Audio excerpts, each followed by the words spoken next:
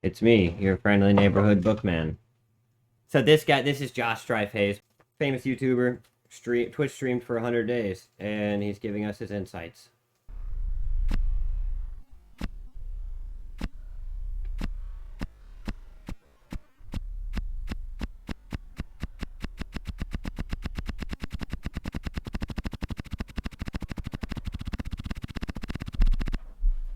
What an intro.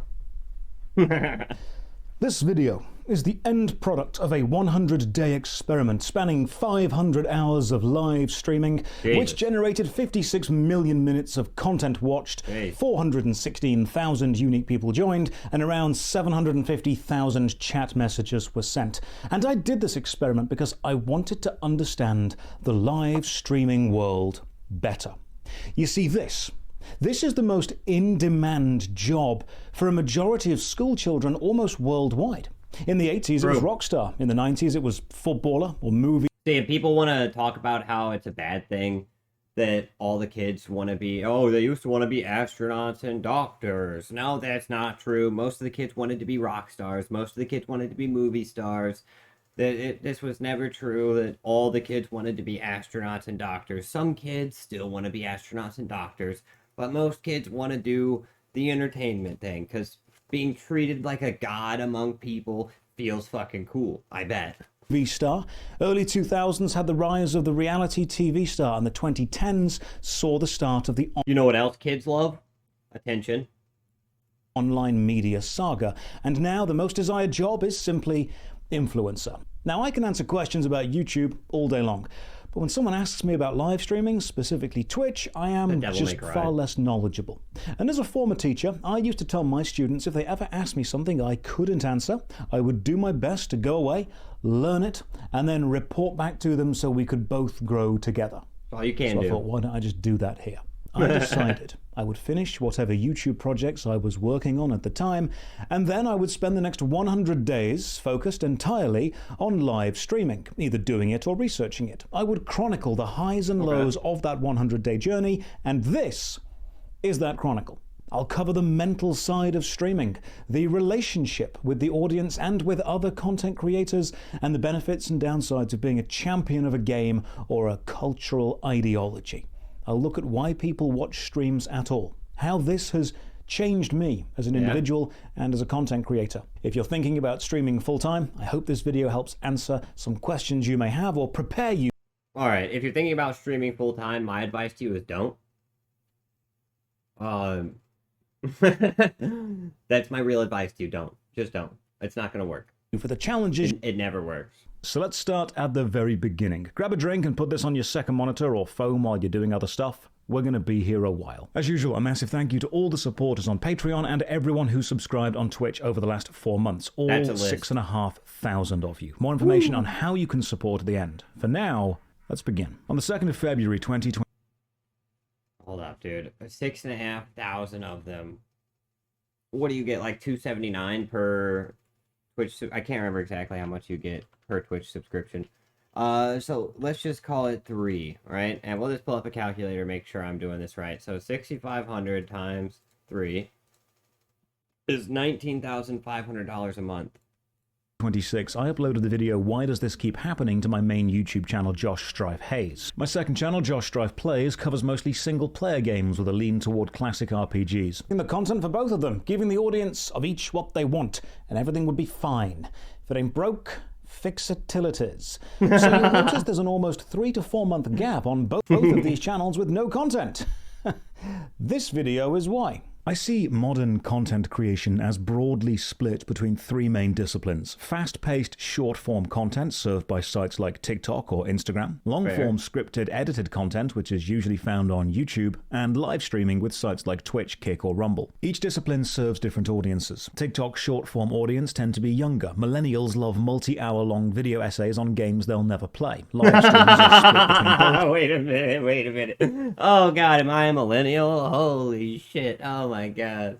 That is too real. Depending on the vibe of the stream and the connection to either the game, the streamer, or the situation. Now, I'm not a short-form creator. I have no interest in making that type of content. I do long-form scripted and edited videos, but before doing YouTube full-time, I was a theatre actor, and before that, I was a drama teacher, and both these backgrounds could work well with live streaming, interaction, and improvisation. But as a creator, I'm aware that audience demands change, trends come and go, advertising revenue is volatile, and while I have no intention of stopping my work with either channel, no channel lasts forever. So, January 2026, New Year's resolution. I decided to dedicate 100 days, 3.5 months to full-time live streaming. I didn't tell anyone I was doing this because doing so would defeat the purpose. If people know there is an end point to an experiment, they prepare for the end point and they don't join. I needed genuine reactions. So welcome. Good. That's smart. I'm Josh Strife Hayes. I Twitch streamed full-time for 100 days. Was it worth it?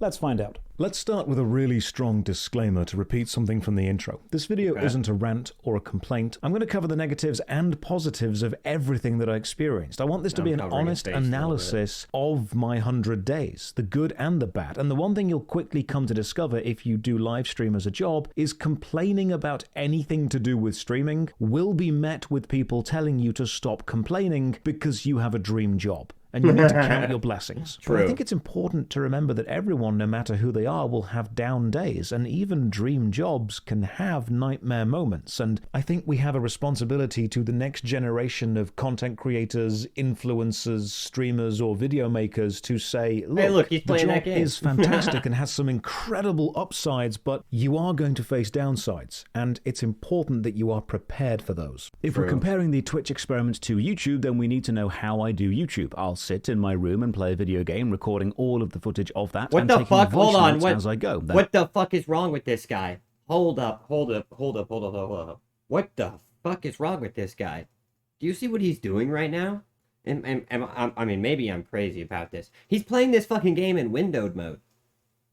He has 3/4 of his screen taken up in a windowed mode. What is happening here? And I'll turn those voice notes into a script, record the voiceover of the script, then sit and edit all of the footage I've got to match up with the script. As anyone who's made a long-form video knows, it's a remarkably time-consuming experience. Extremely. Then I render the video, watch it, fix mistakes, render again, make a thumbnail, upload, done, move on to the next one. But the human contact during this process is basically zero. And while alone time is important for all of us, I started to feel this widening chasm between me and you, who I was actually making videos for. This brings up an irony. I could make content faster if I had less contact with the people the content was actually made for. YouTube output actually benefits from a distance from creator to audience. But live streaming is the opposite. You're actively trying to include as many people as possible in the process. You need to be watched while working, so that performer-audience connection isn't just encouraged, it's mandatory. It actually is. I 100% prefer the Twitch approach, by the way. I feel like there's different kinds of creators, different kinds of entertainers and things like that, whatever you want to call yourself. I for sure 100% prefer the Twitch approach. Finding things to talk about and to try to find an entertaining niche without having that conversational aspect to it is very difficult. Like for me, I've had a lot of friends tell me that I'm not a funny guy unless we're talking to each other. If I'm writing something out, it's usually not going to be funny. But if we're having a conversation, I feel like I'm usually a pretty funny guy. So, I don't know. I 100% prefer the live. Is the thing many people are watching for. With YouTube, the end content matters more than the process. With live streaming, the process is the content that matters. YouTube is filming. So remember how, like, literally 2 days ago, I said I wasn't going to do any reaction streams ever? TV. Twitch is live theatre. So in my mind, this 100-day experiment would not only gather data based on viewers, subscribers, watch times, sponsorship opportunities, and all that jazz, but it would also allow me... I was sitting around and I was like, I probably watched like 100 YouTube shorts in a row this morning. I watched YouTube shorts and YouTube videos for like 2.5 hours. And then I went to put on this video, which is an hour and a half long, and I was just going to sit here and watch it. And I'm like, why the fuck wouldn't I just go live? Is there something wrong with my brain? So here I am. It's great that you changed your mind. Hell yeah, here we are. With you. And one of the earliest things I learned was the YouTube audience and the Twitch audience are very different. But let's start with two basic questions. Why do people watch YouTube, and why do they watch Twitch? And so I had a YouTube channel back in the day that only posted AI stuff. And it got some decent views. Like I had one video that had like 85,000 views. And I can say from that, I did recognize that YouTube audiences are way meaner. They're so much meaner to you. Oh my God. And I loved it. Anytime anybody would post anything that was rude, I would literally heart them and put them at the top of the comment list because I love haters. But that just is what it is. On Twitch, you don't really get those people who pop in as much there to hate you. At least not until you're bigger, I would assume. But with YouTube, you can be a no viewer count, like no subscribers. This is the first guy that's ever clicked on your video ever, and he's gonna tell you you're a fat, dumb, stinky ass turd, and he thinks your opinion is wrong. Like, it's weird. For me, YouTube is a real mystery. Yeah, it really is. In asking these, I realized the majority of people don't actually watch either of them. They listen to them while doing other things. There's an old saying when it comes to creating visual performance: show, don't tell. And I've used this mantra to critique games, films, and TV shows because 8K views max on a video. Well, to be fair, mine was right when AI music started coming out. And, you know, I'm a musician, I'm a lyricist, so I started making music with the AI. And the worst part is the more I did it, it kept popping off at about the exact same rate, about like 50,000 to 100,000 views. And and then I would get random songs that would just get like 100 views, but then it would keep popping off. And I was like, I actually don't like that this is working for me, so I just stopped doing it and I deleted the whole channel. That I do think that there's something beautiful about AI music existing, because like for me personally, I play all the instruments and I can play every instrument and I can sing or whatever. At least I think I can, but I don't have the equipment. Obviously, you could tell my microphone is not very good. So for me to try to play guitar into a microphone or even through because I have a little amplifier that can actually directly hook up into my computer. Same with my drum set and my keyboard, but the quality still isn't there that you would have in a professional recording environment. And what I can do is take my song, record it fully, plug it into AI, and it'll literally it'll take out the little fuzz and the little pops in the background and stuff like that, and it'll clear it up. I think that there's definitely something to be said for opening up the market of music and creativity to people who don't have the tools to do it.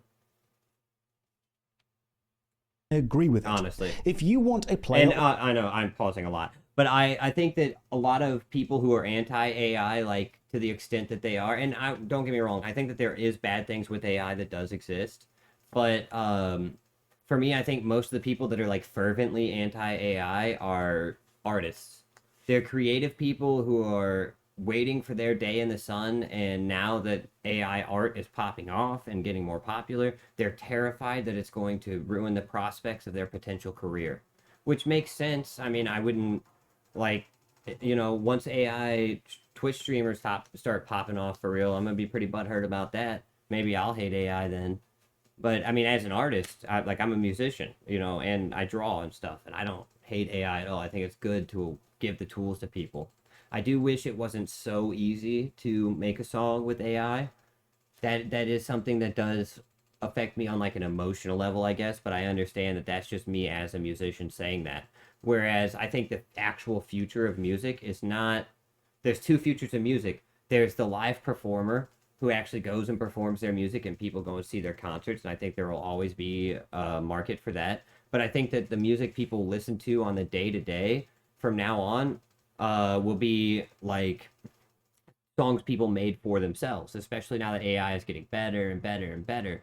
A lot of the music people, and the fact that there's no radio culture, there's no TV culture of people all watching and listening to the same thing. You go to a club, you're going to hear a song from 2010 because nobody listens to the same new things anymore anyway. So that's why I think that the future is between those two paths for music specifically. People are going to make their own music to listen to in their car, and then they're going to go see artists that they like. I think that people, like I said, people who are against AI, they have valid points from time to time, but most of the time I feel like they just hate it because it affects their prospective job that they could have. I have a buddy who really hates AI, and right before AI came out, he graduated college for graphic design. So you can understand why he hates AI. You know? Or viewer to fear a character. Don't tell them how scary they are. Show them doing something terrifying. Let the viewer understand the reality of your universe or game or story through witnessing. So that's right there. That's Baldur's Gate 1. Oh my god, such a great intro. Holy shit. Yeah, it's over for him. Oh, dude, it's so over for him. Right now, he he owns a, like a video game store for like old school video games. So, an action you in know, it, good and on letting him. them have a real I hate reaction how lucky to it, he not is. just telling them what their reaction should be. However, showing Yeah, and not telling very good requires dude. the audience to actually pay attention when they are shown. So the new writing mantra seems to be show, tell. See, this is the thing. You can't, show, tell, whatever he's about to say. I know exactly what he's going to say now because the new thing is, everything's second monitor content. So if you don't hear it out loud, then people might just consider it a boring show. That's why a lot of people who I tried to get into Star Trek recently just won't watch it. It's because Star Trek is a show, at least the first time, you have to actually sit down and watch it. And whenever every episode is an hour long, and there's 7 seasons, 30 episodes each, and that's just for one show, and there's 4 good shows, that's it does get to be a lot, to sit down and just actually watch. So I get it. Tell, show again, tell again, flashback to remind, have an episode recap at the start and at the end, then bring in a brand new character to recap the entire plot.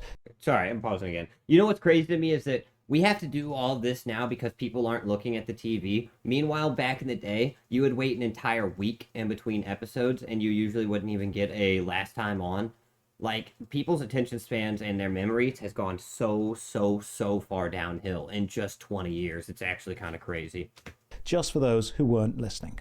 If you've ever wondered why shows like Stranger Things or later seasons of Reacher or The Boys seem so focused on constantly reminding the audience what's going on, as if they weren't even watching, it's because most of the audience weren't even watching. But how does this apply to streaming? Yeah. Because Twitch isn't something solely focused on by most viewers, it ends up being used as more of a digital body doubling service, virtual parallel play. If you are playing a game, there's I don't even know if I necessarily agree with that. I mean, he probably has more knowledge than me about this, but I think that realistically, what Twitch is here for is to just have a voice.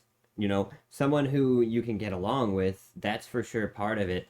But I feel like a lot of people who actively watch Twitch are there to just basically kind of have a pseudo friendship in a way. Like some feel like they're having a conversation in a way. And I think that's where some people who like smaller streamers, that's why they're here. That's why they go to places like my stream and shit, is because it's a good place to connect with people, but you don't actually have to go out of your way to do it. And like, I don't know. At least that's my opinion for it. Now, obviously, I think that it does help if you're playing the same game that they're interested in. Like I said before, I think there's a good segment of Twitch that is just here to watch a game that they know about and then to tell you the things that they know. There's a big contingency of Twitch that loves to do that, and they're not here for anything else. They just want to show off their game knowledge. Fair enough, that's fine. But I feel like there's also a good contingency of them who don't necessarily care for the streamer themselves. Like, if you were to start doing shit they don't care about, they'd stop watching you. But they care enough to be there to watch, to have a guy on their second monitor, on their phone or whatever, who's just kind of talking and they can just listen to while they're doing what really matters to them or what they're really having fun with. That's where I feel like Twitch is at. There's a nice sense of community to watch a Maybe I'm stream wrong. of someone playing the same game. It'll make you laugh if they make the same mistakes that you do, and This maybe is you true. can share a tip or a trick you've discovered while playing. And you value the live connection without feeling constrained to actually focus on it. Very few people are watching Twitch Maybe I should have just let him finish his point because he's literally made the exact same point that I did. My bad. while doing nothing else. Twitch is background ambience. I'm willing to bet most of you aren't watching this video actively so much as listening to it while you do whatever else I'm not most people, Josh.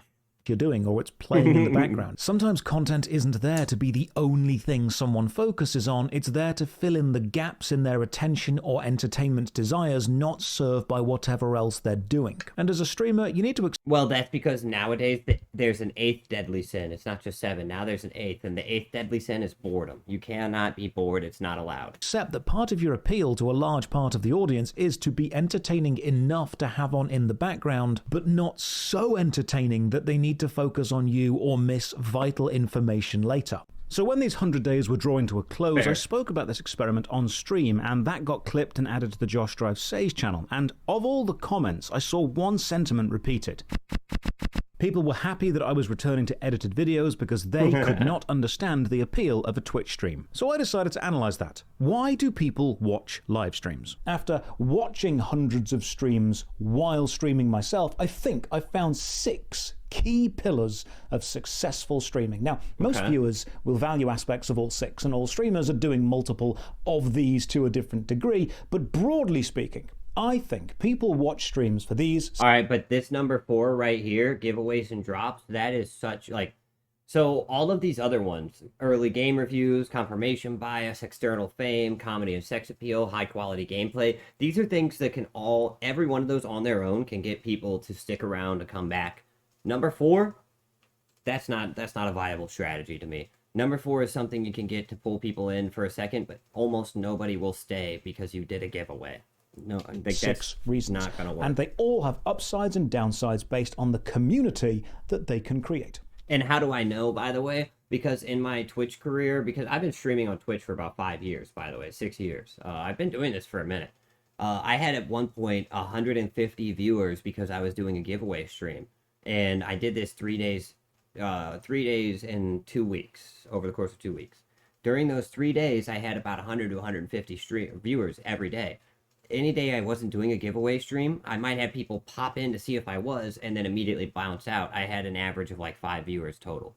Like, so the giveaway streams really don't seem to have people stick around 1. at all. High skill gameplay. If you're a world-class player, speedrunner, guide writer, theory crafter, anyone who's great at the game, people will watch you to see you be great. These True. viewers are here for the mechanical gameplay. You don't need to explain what you're doing to them because they will already know. They just want to see it being done well. These viewers will watch, for example, tournament-level fighting games in a totally different way to me. I don't know why certain combos are impressive, I just know that they are impressive. Your viewers, however, will know exactly why they're impressive. These streams can often be quieter. In fact, audience interaction can be at a minimum because the gameplay is the point. Hot take, a fighting game that lets you combo more than half a health bar down is not a good fighting game, and it's not well made.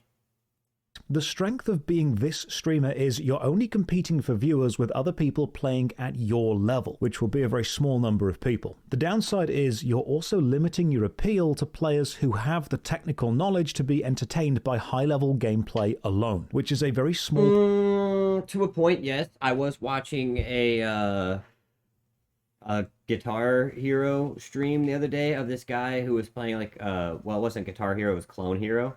But he was literally like, I guess I say the other day, this was like a month ago. He had hundreds of viewers, and he was just sitting there.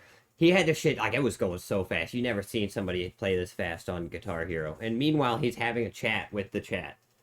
That's cool. I think you don't even need to be good at the game or have knowledge of Guitar Hero at all to see that and be like, oh yeah, I'm here for this. I mean, I'm a low-level Guitar Hero player, and even I stuck around for a good 2 hours, and I didn't even know the dude, and I didn't care. Like, it just was it was cool, you know? Percentage of a game's player base. Plus, when someone new comes along and is better than you, that they will eventually do, the audience will go to them, because they were there for the skill. There's less loyalty to the individual streamer. 2. Game agnostic entertainment or sex appeal. Doesn't matter what the streamer is playing, you're not there for the game, you're watching them because they are funny or sexy. Saying that they're entertaining is too broad. This streaming pillar is narrowed in my mind to apolitical vibes, good presenting skills, good chat interaction, and good looks. Finding success as this type of streamer is a bit harder in the early stages because you're not standing out for any of your gameplay skill. And if you do choose to stick with one game, you're limiting your audience reach, so you tend to move from game to game, but the constant movement means you never fully settle in a community. The strength of this as a streamer, however, is you are the product and the audience... Now, the thing is, I am extremely funny and handsome book with the animal magnetism of the strongest and smartest man that ever existed.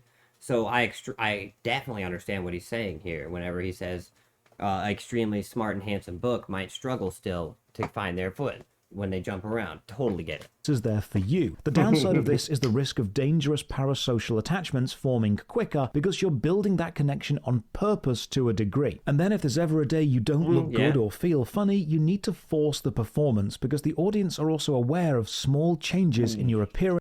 I did. All right, you actually saw that happen out in Groom in real life, where except I just kind of fucking fully let the mask drop the other day at the very end, where it was like the whole stream I wasn't feeling it. The whole stream I just had this like weird black cloud over me, and at the end of it, I was literally like, "Fuck this! I hate everything." Like it is. You don't want to do that. You never ever want to do that, and I regret doing that live on stream. However, I do appreciate the support you showed.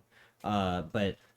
Whew, man. Oh, yeah. Or your style. If you are the content, discussion about the content becomes discussion of you. And if you're not mentally able to deal with that, it becomes overwhelming. We'll look into this later in the mental health aspect of streaming. 3. My little brother earlier today told me I look like a dirty sock in real life. I was, because we were all on the camera together, we're playing Star Trek D&D, so we all put our like Star Trek uniforms on because we're that kind of dorks. And yeah, I go, damn, because he has like this weird hair swoop going on. Dude literally looked exactly like a character you would see on TV on Star Trek with like the hair swoop and everything, and he looked good. And everybody's talking about it, and I'm like, yeah, dude, doesn't it suck whenever your little brother looks fucking so much more handsome than you? And he goes, no, no, you know what really sucks is when your older brother looks like a dirty sock. That's love. Independently famous outside of Twitch. Now, this is a really interesting one. People will tune in to watch famous people stream just because they're famous. A politician playing Fortnite, a rapper playing old school RuneScape, Jack Black playing whatever he feels like. Dude, I don't know. Am I the only person who sees a politician playing a video game and goes, "This is just kind of gross. I don't really like this. I don't want to watch a politician on Twitch. I'm sorry. Maybe that's just me, but that's just kind of gross to me.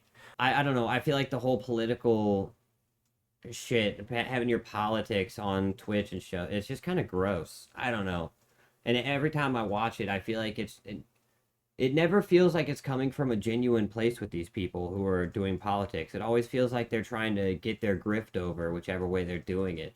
Whether it's someone on the left or someone on the right, it always feels like they're trying to get a grift over because there's always one thing that they're not willing to talk about, one thing that they're not willing to say, like, or that they'll just imply stuff and won't actually say it out loud. And it's like, I don't know. Someone said The Rock was doing a 30-minute Fall Guys stream. You can guarantee people would watch it. You would have 100,000 viewers in that because the stream. Celebrity is bringing their outside fan base onto Twitch, but they don't need to understand the entertainment medium of streaming. With live streaming, you need to be interacting with the audience constantly while playing a game, and that's not something a lot of these big famous people do all that often. In fact, the most successful non-streamer-focused performers I've seen are usually the ones with live stage improv backgrounds. Yeah, a fun personal example was when John Robertson of the Dark Room fame and I played Borderlands 4 together and had a great time. Oh, We're sick. live, baby. Okay. And also, like, what do you call your fans? He has a picture that just says cunt. What do I call my fans? Parasocial, normally.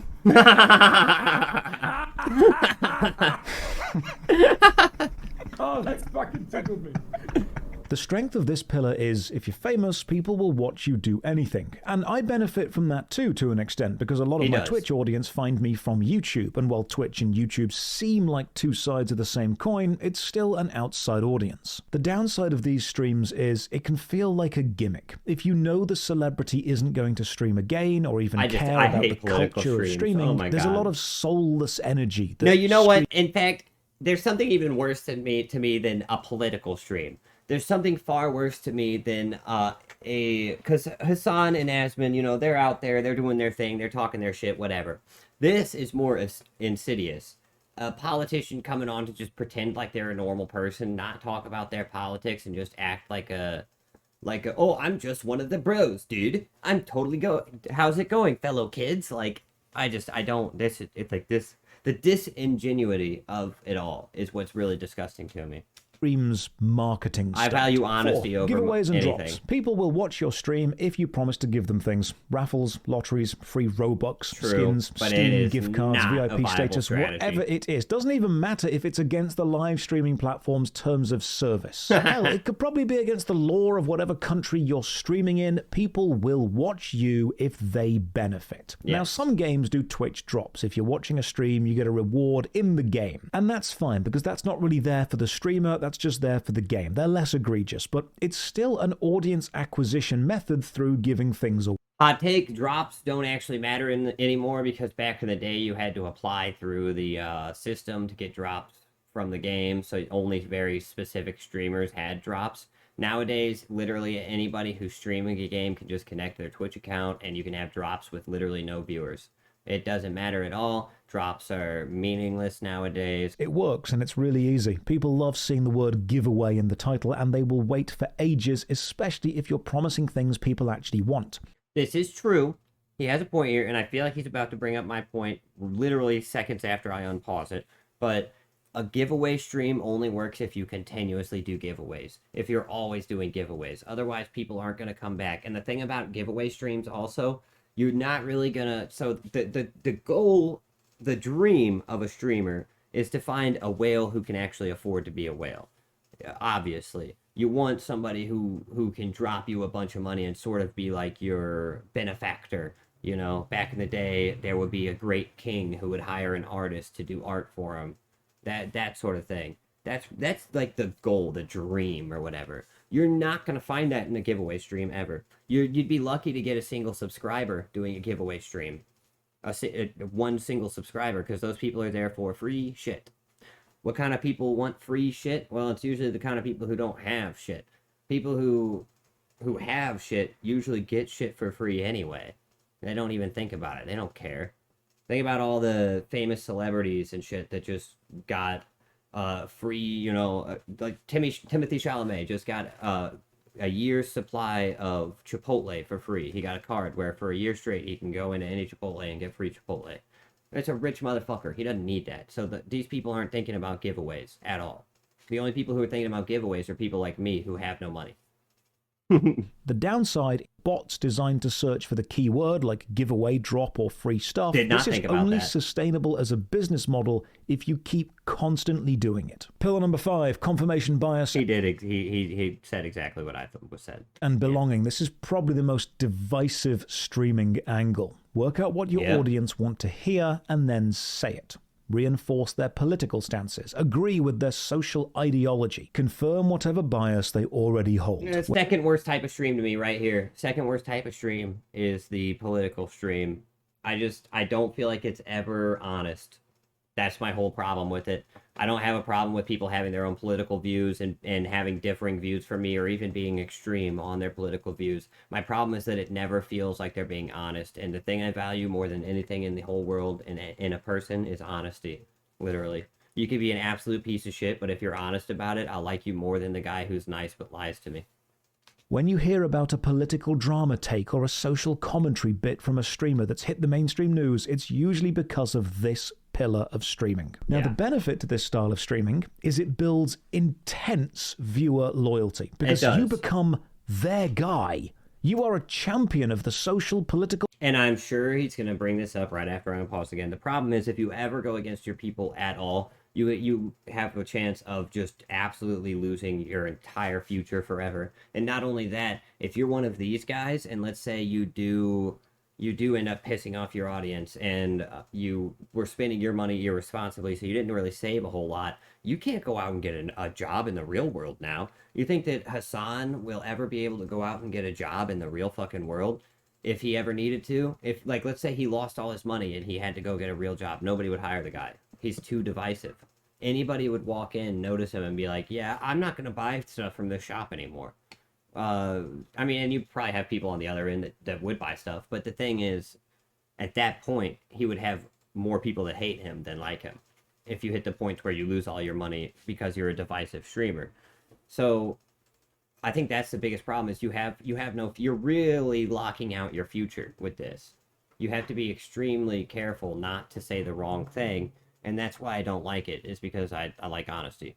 or ideological cause the viewer cares deeply about. And they'll support you, but support them. You are willing to ostracize large sections of viewership because that ostracization is the signal to your loyal supporters that you are their champion. The downside of this type of streaming is constant reinforcement of beliefs can lead to a downward spiral where you slowly begin to appeal to a more extreme element of society. It locks you into a persona and makes changing your mind or airing any dissenting positions from the accepted groupthink dangerous. Because your audience is there because they agree with you. And if they stop agreeing with you, they stop watching. And the sixth and final pillar is also the most boring. You have early access or exclusive access to a game, and the audience are watching you to do research on the game before buying it. They want to see the gameplay, the graphics, hear your thoughts critically on how it plays, and decide if it's worth their time. This is why so many streamers jump on new games or early access. The benefits of this are you are joining a gold rush of streamers every time a new game comes out to gather up new viewers who may not discover you any other way. And if the game does end up becoming successful, if you're there as an early adopter, you can rise to fame along with it. Oh my god, see, this was so sad for me. There was a game that came out back in the day in early access called Starbase. It's garbage, don't buy it. Anyways, when it came out in the day, though, it was a super cool idea of, like, building up your own spaceships in a completely online multiplayer world where it was, like, voxel-based and open-world combat in this universe where everybody built their own spaceships. Super cool idea. I was in there building shit. I was getting good viewership. I built a whole pirate ship in space. It was functional. It took me fucking 75 hours to build in real life. It took me 75 real life hours to build. And the developers abandoned the game literally a month later, came out and said they were going to abandon the game, and it died.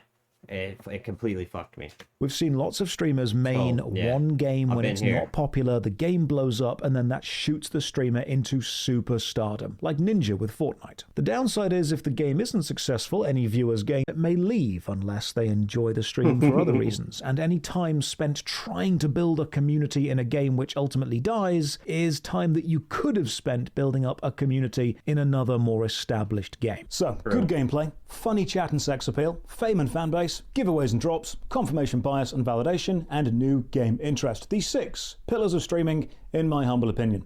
Now, the interesting thing is all of these pillars contribute to the ongoing community of the streamer and the focus of... I think he just went through on all different games to, like, really get the view of what he could do and shit. I saw one where he was playing Mass Effect, one where he was playing Time Splitters. He's gone through quite a few of them. Each pillar affects the community guy, though. That streamer will end up with.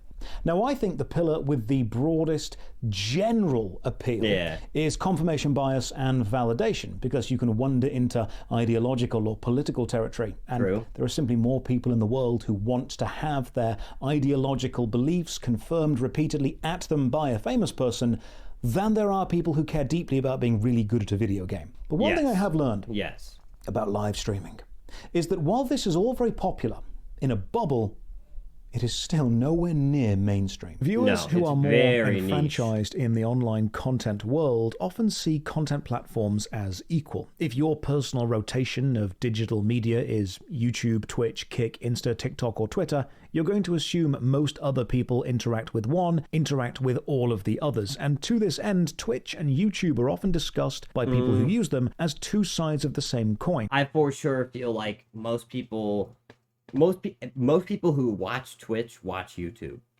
but most people who watch YouTube do not watch Twitch.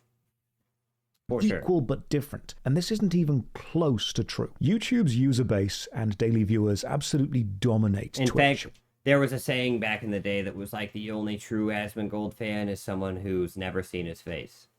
Meaning that they just kind of put on a video on their phone and their headphones and just set it down and just let it play. YouTube is mainstream. Twitch, while still the most popular live streaming app, is not mainstream in the same way. Even at gaming conventions or events where people will know about gaming culture and they will know about Twitch, they will still not always use it, while almost everyone will have watched a YouTube video. Think of Yes. it like this. The vast amount of people who engage with any specific media thing, be it a TV show, film, listen to a band, or play a video game, only engage with that on a surface level. They watch the show. They listen They to say the if you don't show face, you can't make it. Yeah, I mean, they might say that, but my thing is, I feel like you show face eventually. Eventually, I will show face, but not yet. music. They play the game. Although, I mean, I do see a lot of people who, unless you are doing a good YouTube content in the background, like pretty good YouTube content, you need to at least have like a book cam, you know, like because you can't unless you have people coming over from YouTube, nobody is even gonna click on a video that doesn't have a person in it. Most people are not going to click on a video that doesn't have at least like a face or a VTuber or something going on. 90% of people say that. No, yeah, I think it is right from a certain point of view, you know. And they may enjoy doing these things, and they can call themselves a fan of the product, but the enjoyment is I'm not of the clicking on a product, video and if I don't at that's least see a it. If you VTuber. join a forum to discuss a TV Like a show you VTuber see, if you go and person, see a band in something. concert, if you start watching meta guides about a video game or unless it's like the Neebs Gaming people, or you know, a group or a YouTuber or whatever that I really like, Video Game Donkey. You know, like those are people who I would probably click on their video or their Twitch stream even if they didn't have a camera. But that's point proven at that point. You know, it's like only the already famous can do that. You're not gonna show up on Twitch without a camera and get literally anywhere. reading the wiki, you are actually far more invested in that thing than However, the average I do have the fantasy of one day making it big and then revealing my face and everybody getting disappointed. enjoyer. I asked a few community manager friends of mine if they could share some numbers on fanbase interaction within their game, and the numbers they all shared matched up with something called the Pareto principle, which is one of my favorite mathematical constants. The Pareto principle is a weird 80-20 split, which pops up again and again in both natural and man-made systems. 80% of an output is caused by 20% of an input, and vice versa. On average, 20% of a business's customers will make up 80% of their revenue. 20% of your carpet at home gets walked on 80% of the time compared to the rest. If you fix the 20% most commonly reported problems in any system, you'll likely see an 80% reduction in problem reports. It's a really odd constant. And it applies here. I love that. Roughly 20% of a game's player base actively engage with the community beyond just playing the game. True. And of those people, 20% again are then responsible for 80% of the Wikipedia entries on the game. And as the engagement goes further, it keeps subdividing down in this 80-20 split. So imagine a game has, for ease of numbers, 10,000 players. On average, only 2,000 of those 10,000 are actively engaged in the game's community on a deeper level, like grinding for all the achievements, or watching YouTube videos, or reading the wiki. That's what I consider to be the first filter. Now, this might seem absurd to hardcore, frequently online people, because we get convinced that our bubble is representative of the general population. But it's not. It's easy to fall into that trap to think that everybody thinks the way you do and everybody's doing the stuff you're doing. The truth is, we are very far from the mainstream. In the MMORPG genre mostly, and everyone I speak to assumes everyone else is a hardcore gamer, looking up their rotations, min-maxing, reading guides, reading the patch notes, because that's what they do. We come to see those around us as the average, but if you step back and take gaming as a whole, you'll be reminded the MMORPG genre is still an extremely small part. In fact, some people who play video games won't even... It's like you'll run into people who say shit like, there's no way you eat a sandwich with crust on the bread. I don't know a single person that eats sandwiches with crust on the bread. And then it's like, yeah, but you know like 6 people. So, you know, that's like 6 out of like 2 billion. even know what the acronym MMORPG means. Then realize that Twitch is a niche viewing experience itself, and you're stacking filters. It's a niche within a niche. It is. So if You we go are back to the example doom of 10,000 stacking total thunder players here. reducing down to 2,000 and franchised, understand that of those 2,000, a smaller percentage again, on average around 20%, will actively seek out live streams of a game. So around 400 people. Then consider those 400 people are going to be spread around the world and not all active at the same time or speak the same language, and your live stream only appeals to a small section of them. Filters within filters. But let's say somehow this is you manage depressing. to magically capture all 400 of those hypothetical people as viewers at the same time. You do not now have a balanced, varied cross-section of that game's player base watching you. You instead have 400 of the more dedicated, invested players, and both the streamer and the audience often forget this. So as a streamer, this brings a strange risk. You've already filtered your viewers and thus your daily interaction of a game's player base to the more enfranchised side. You can then begin to assume anything your viewers complain about are complaints shared by the player base as a whole, when they might not be. You can see situations, either YouTube videos or Twitch streams, saying, everyone hates this. Players are leaving in droves. They've destroyed this build. They ruined the game. And because you are existing and working daily within that filtered bubble, the microcosm of invested players, those issues become the issues of the game, the only ones you think matter. But if you were to step back and zoom out and look at the original 10,000 players we started with, almost 80% of those players wouldn't even be aware anything had changed at all, because they're not reading the patch notes or playing the meta or watching videos. They just turn the console or PC on, play the game for a bit, and then turn it off and go and do other stuff. If you're watching IRL live streams and talking to other fans of those streamers, you may assume that everyone in the world knows who those streamers are and care about the drama they're involved in, when they just don't. The vast... Yeah, I mean, even... Like, let's use Asmongold as an example again, because he's huge. He gets like 30 to 50,000 viewers per live stream. I mean, that's a lot of people watching your live stream. But in the grand scheme of entertainment, 30 to 50,000 people watching you is not a lot of people. It's not a lot of people. There were live events on TV back in the day that would get 1 million live viewers. So 50,000, that's a niche. That's a niche, and that's a big guy. The majority of people in the world don't even know who the most famous streamers are. More people watch YouTube than Twitch, and a huge amount of the world doesn't know who Mr. Beast is. So you're streaming and engaging with a rather limited audience already. Well, which can give with you... the Mr. Beast thing, I don't know, maybe this is a conspiracy theory, but I don't think Mr. Beast's engagement is real at all. I think Mr. Beast is the most obvious industry plant that ever industry planted, personally.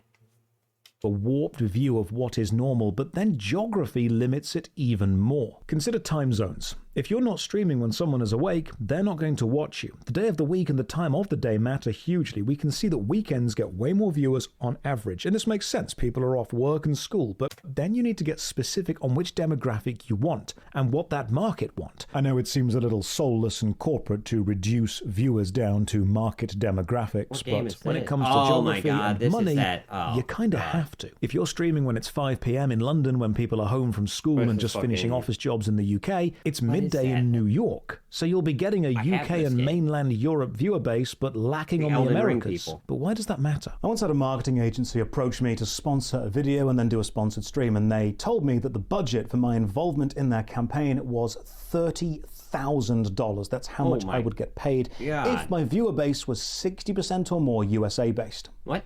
However, because my viewer base is not 60% or more US based, because I stream at normal UK times and so capture a more European audience, that budget for my involvement dropped from $30,000 to $5,000, because the product they wanted to push was hyper-focused on the US market.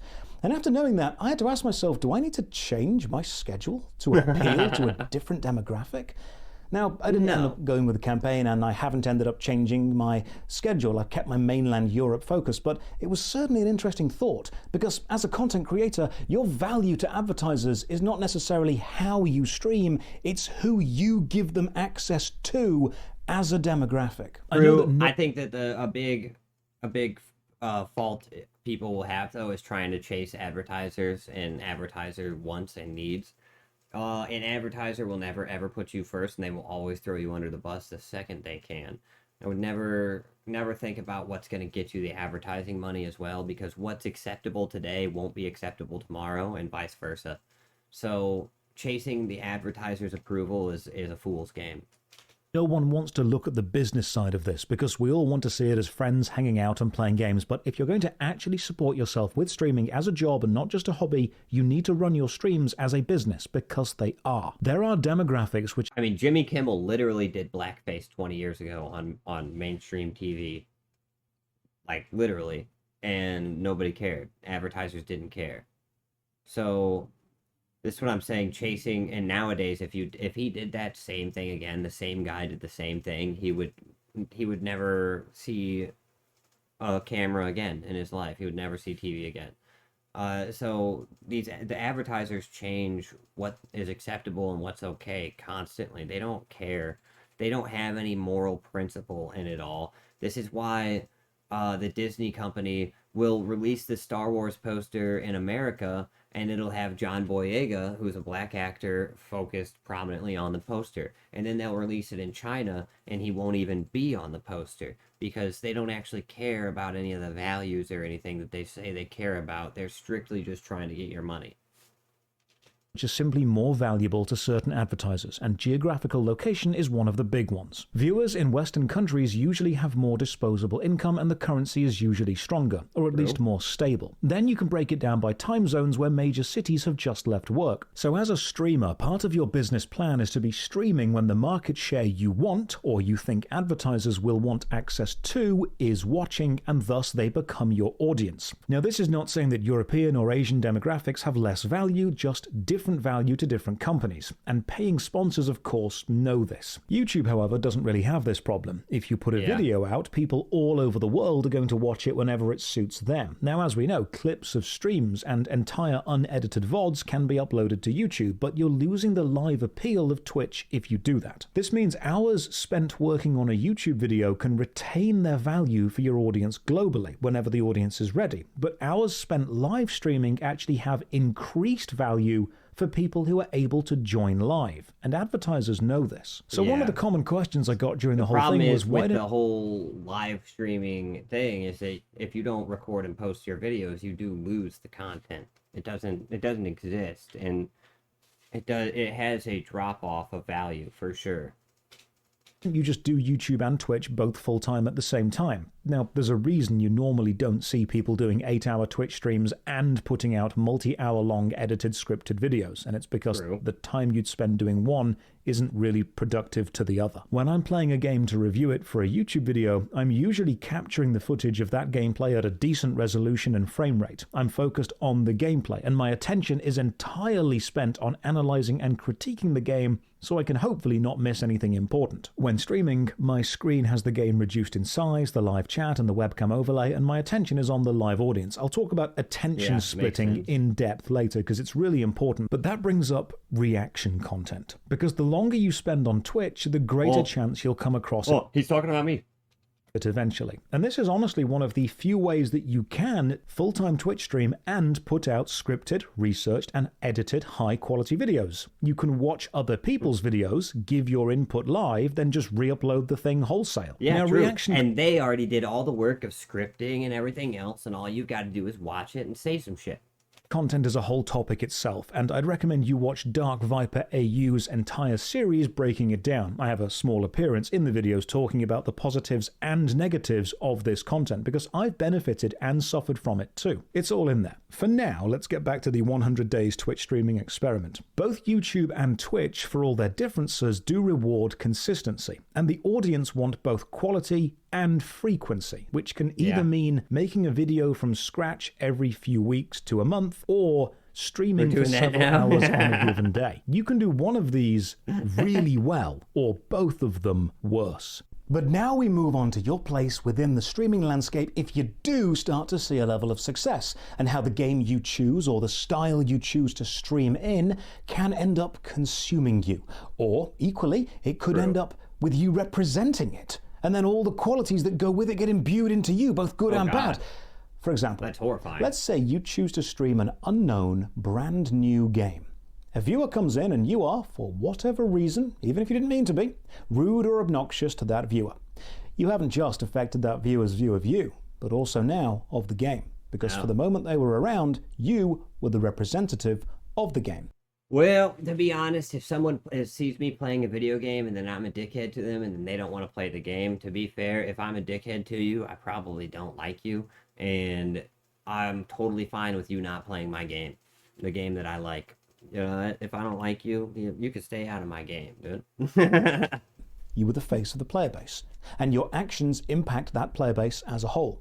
Now, equal and opposite, if you choose to stream a game which already has a reputation for political or sociological preferences because of the company that make it, then that gets imbued into you, and there will be viewers who believe you are, by way of streaming the game, endorsing the qualities of those who create. Such as Hogwarts Legacy. If you played Hogwarts Legacy at all, then that meant that you hated anybody who wasn't straight, like, which is crazy to me, especially considering that, first of all, no matter how much of Harry Potter you don't give their money, like, if you were to never give, if every single person in the world was to not give J.K. Rowling a single another dollar for the rest of her life, she would still live like a god among men with the amount of money she has. It doesn't matter. You're not going to affect her financially. And second of all, she literally had nothing to do with the creation of Hogwarts Legacy or the story at all. So, I don't know. Things like that are kind of weird to me. Kind of weird. Create it. There are enfranchised viewers or people who spend a lot of time living in an online bubble. And honestly, I'm a big fan of separating the art from the artist, personally. There are points where you can't do that. So, like, for me, right, so with, for example, J.K. Rowling, I can separate the art from the artist. The part where I can't do that is someone like Kanye. Kanye West. Because his art is part of, like, he says the bad shit in his art that he also says outside of his art. And I think that's the difference. That's when you can separate the art from the artist or not. It depends on if the art endorses the values that they hold in the way, I don't know if I'm saying that correctly, but I think you guys smell what I'm stepping in. See every action or interaction through the lens of a cultural or ideological war, and any action on your half will be seen as either an aggressive or defensive move in the global online battle of morals that they see every day as. What ends up happening over time is the loudest or most popular streamers come to be the face of a certain game, like Ninja with Fortnite, and you get this symbiotic relationship between the most popular streamer of a game and the audience of that stream. Oh, fuck, that's so depressing. Holy shit. Dog, could you imagine being a guy who is so famous that people who'd never even heard of the video game see you at fucking Times Square? And a couple of years later, you're getting 1.8k views on your videos. Holy crap, that's so depressing for him, dude. Oh my god. Streamer and the hardcore player base of that game. And it's important to note that I'm not saying every single hardcore player or fan of Fortnite is a fan of Ninja or vice versa. Oh, look how bad those get. Oh my god. But for people outside of the gaming bubble, their understanding of gaming culture comes from whatever is popular and what they see. So they see a huge amount of Fortnite. That might have actually been the moment where Ninja accidentally killed his own career and became a lol cow right there. You're up there when the ball drops or whatever for New Year's, and you're trying to get a crowd of adults to do the floss dance, and literally nobody does it. You become a lol cow right there. Merchandise. Look at They that. see Ninja He's telling everybody hosting to do the the New dance, Year's Eve by the way. celebrations, and they see one being referenced alongside the other constantly. So to the general public, the optics of games or genres become whichever representative, whichever content creator is the largest within that game or genre. Now the benefit of this is the I don't know a whole lot about Zeppela, but a few of the things I have seen about her. It just seems like a nice content creator. streamer will always have an audience and the game will always have a champion, but the risk is that the fall of one will have a knock-on effect on the other. If a game dies, its most popular streamer will see a reduction in views. If the streamer is caught up in controversy, the game now has a public relation issue to deal with. We have seen this play out time and time again with prominent popular content creators within a specific game or genre do something problematic, and then the game or genre have to put out a statement distancing themselves. This also means, as a streamer, people who dislike the game will instantly dislike you by association, and vice versa. Now, sometimes the streamer avoids a connection to a specific game, but instead pushes their personality. They are the loud, obnoxious one, or the calm, chilled one, and their audience becomes people who like that vibe. The game just acts as a framework to weave their personality and stream into. These would be your variety streamers. The strength... Am I a loud, obnoxious one, or am I a chill, cool guy? I really don't know. It's kind of hard to see oneself. I'd like to think I'm a pretty chill, cool guy who's loud and obnoxious. Here is the ability to pivot games and never get locked to one which limits your viewer base. The weakness is you never become the champion of one game, so if a game does suddenly see a huge success, you don't get to ride that as easily to the top. Which means, broadly speaking, you either become a representative champion of a game or genre, gaining the benefits and risking the downsides, or you become a personality unto yourself and tie your success to your own content. Both can bring a lot of viewers, but even that has issues. The primary one being how success will morph your relationship to the audience that have brought you that success. One of the more almost Lovecraftian processes you'll see happen in streaming is how viewers become a monolith, and your relationship to them, performer to audience, audience to performer, becomes almost one of worshipper and deity, but you are both of those positions. The streamer is worshipped, but also needs the audience, so they worship them too. Communication devolves into call and response, and I feel like if you're doing that though, you probably are doing something wrong. I don't know. For me personally, it's like if I've had plenty of times where I've disagreed with somebody on my stream, one of you guys even, and I'm not gonna back down from my position just because we disagree. I'll just be respectful about it and try to see your side of it, you know, that's what I do in real life anyway. So I don't know. The whole thing of trying to the thing about wearing a mask, right, is if you're streaming or you're a YouTuber or anything, like you're a celebrity and you put on a mask every time you go out, every time you go live, you put on a mask and you pretend to be someone you're not, you pretend to be a better person than you are and all this stuff. Eventually your mask is gonna slip. Eventually one day you're gonna forget to put on the mask, and then people are gonna see you for what you really are. And that day, you will destroy your entire reputation in one swoop. And maybe you'll get lucky and you'll be Ellen DeGeneres. And it'll be 2 decades before it happens to you and you'll get all the money before people find out you're a piece of shit. But most of the time, the mask slips far before that, especially now in the age of the internet and clips and the age of information, as we're calling it. Like, these things are not... You can't wear a mask anymore. If you're trying to be out there, you want to put yourself out there, you need to put yourself out there. I don't see the ability to, and you could pretend to be someone you're not for 5 years straight and do a great job of it. But then one day you're going to let the mask slip. One day you're not going to be good. And that day when you show everybody who you really are, it's just going to destroy you. Nuance is pushed out, and the original action of communication is replaced with only the reaction to what the communication could have been. That sounds weird, so let me explain. When you start streaming, statistically, you won't have anyone watching you. The number of 0-view streams on Twitch is huge. If you have more than 11 viewers consistently, you're already in the top 3% of Twitch. If you have more than 40 viewers, you're in the top... That's not true, actually. 20... So if you have 11 viewers on Twitch, you're in the top 20%. Which I know sounds crazy, but it's probably because a lot of bots and stuff or something, but it's the top 20%. It's not the top 3%. I got an email about it 2 weeks ago for having 11 viewers on a stream, and it said I was in the top 20%, literally. So top I don't know where he 0.5% of got Twitch this channels, information. averaged by viewership alone. Now, at these viewing figures, you can still relate to each viewer And that as a email was person. sent to me by Twitch, like by the Twitch automated bot or whatever. They send you an email at the end of every stream. I don't know what he's talking about. Maybe he has more information than I do. Maybe he did a deeper dive, or maybe that 3% just exists within the 20%, which is possible, but I don't think he's right. He could be, though.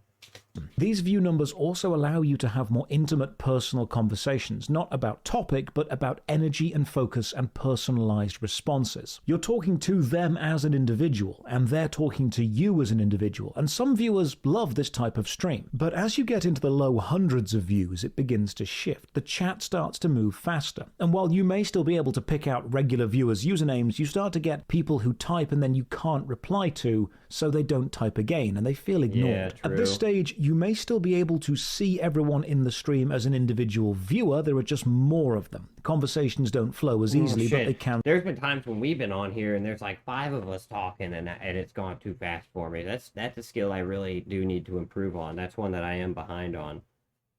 I still feel work, that. and you may need to scroll the chat back up if you miss a message while focusing on a hard bit of a game. But when you break the 1,000 viewer barrier, and then as you close in on 2,000 or 3,000, that personal connection begins to break down substantially. And while you may Yeah, spot that's, familiar usernames, you can no longer track everyone's different social handles. I think at that point, that's whenever you start modding your, like you give mod to all your best viewers that have been there for a while.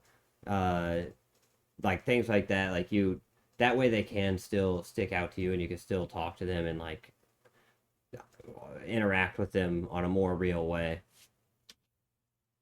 We've shot I also believe that once you're making good money, you should be paying your mods. I think it's absolutely ridiculous that there's all these big YouTubers or all these big Twitch streamers that don't pay their mods. It's absolutely disgusting. You're making millions and millions of dollars a year and you can't pay your mods a $20,000 salary. Like, you don't even have to pay them a real amount. Just pay them what they work or whatever. But, you know, I don't know. I feel like you have to be careful with it. You have to find a system to make sure they're actually there and doing their job. But people who don't pay their mod team, it's actually kind of weird to me. Once you get big enough to do it, I don't know. Past the digital equivalent like of not paying Dunbar's your number, editors. and relationships are no longer personal and intimate, but more performer and audience. You can't really read long, detailed messages as well before the chat is pushed up and off the screen. So this is where communication goes from being personal to being performed. But I said Lovecraftian earlier, so to me, the Lovecraftian aspect of this is how individuals who are chatting begin to form into the entity simply known as chat. The collective singular, the monolith, individuals all adding to the wall of text which becomes chat, but no individual message takes priority over the vibes of the wall as a whole. Like a stadium full of people all singing the same song, you can't pick out any individual voice, so the crowd becomes a representation of everyone without actually being any one specific. Chat is everyone. Everyone is chat, but chat is also a singular being. They are legion. They are the Borg. At this stage, chat becomes a bored, childlike god, both there for the entertainment of you as a streamer, but also unknowingly totally powerful and able to change the direction of the stream, not as individuals, but as a collective. However, due to the speed the messages move, complexity has to give way to simplicity, and message quality is now replaced with quantity, and we enter what I call the L and W phase. If the chat was mostly L's, while I didn't know exactly what I was doing wrong or which individual I had hurt, I knew I was losing the audience as a collective. More W's, I was on the right track. He's so right, though. Now, I this can is see this extremely all the time. reductive, almost insultingly so. It's cold and impersonal. But at a certain volume of messages, it's kind of inevitable. You are the captain of the streaming ship, and while you may not know every single sailor on the ship, if they're all screaming they're about to crash, turn the ship.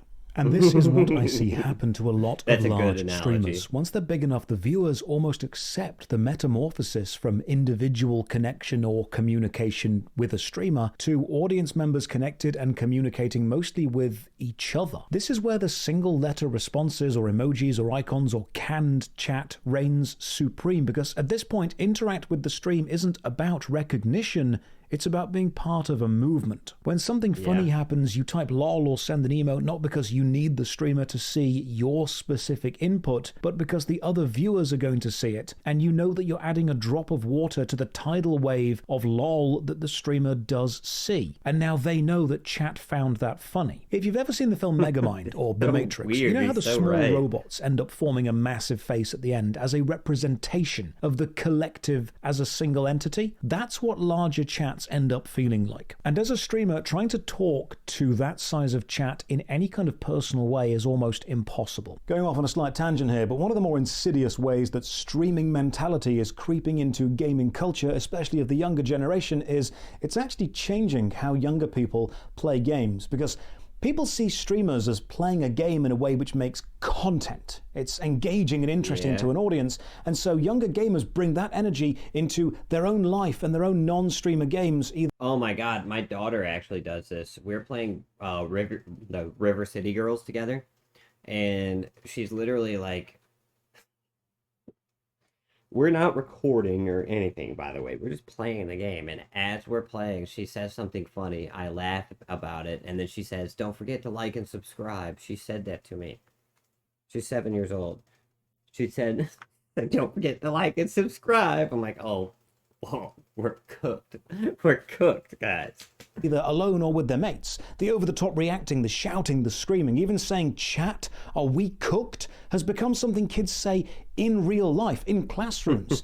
Teacher friends have told me that streaming culture with kids is popular enough that lots of young students are speaking out loud as if they are presenting whatever they're doing to an imaginary audience. Bo Burnham was right. The idea of everything must be performed all the time.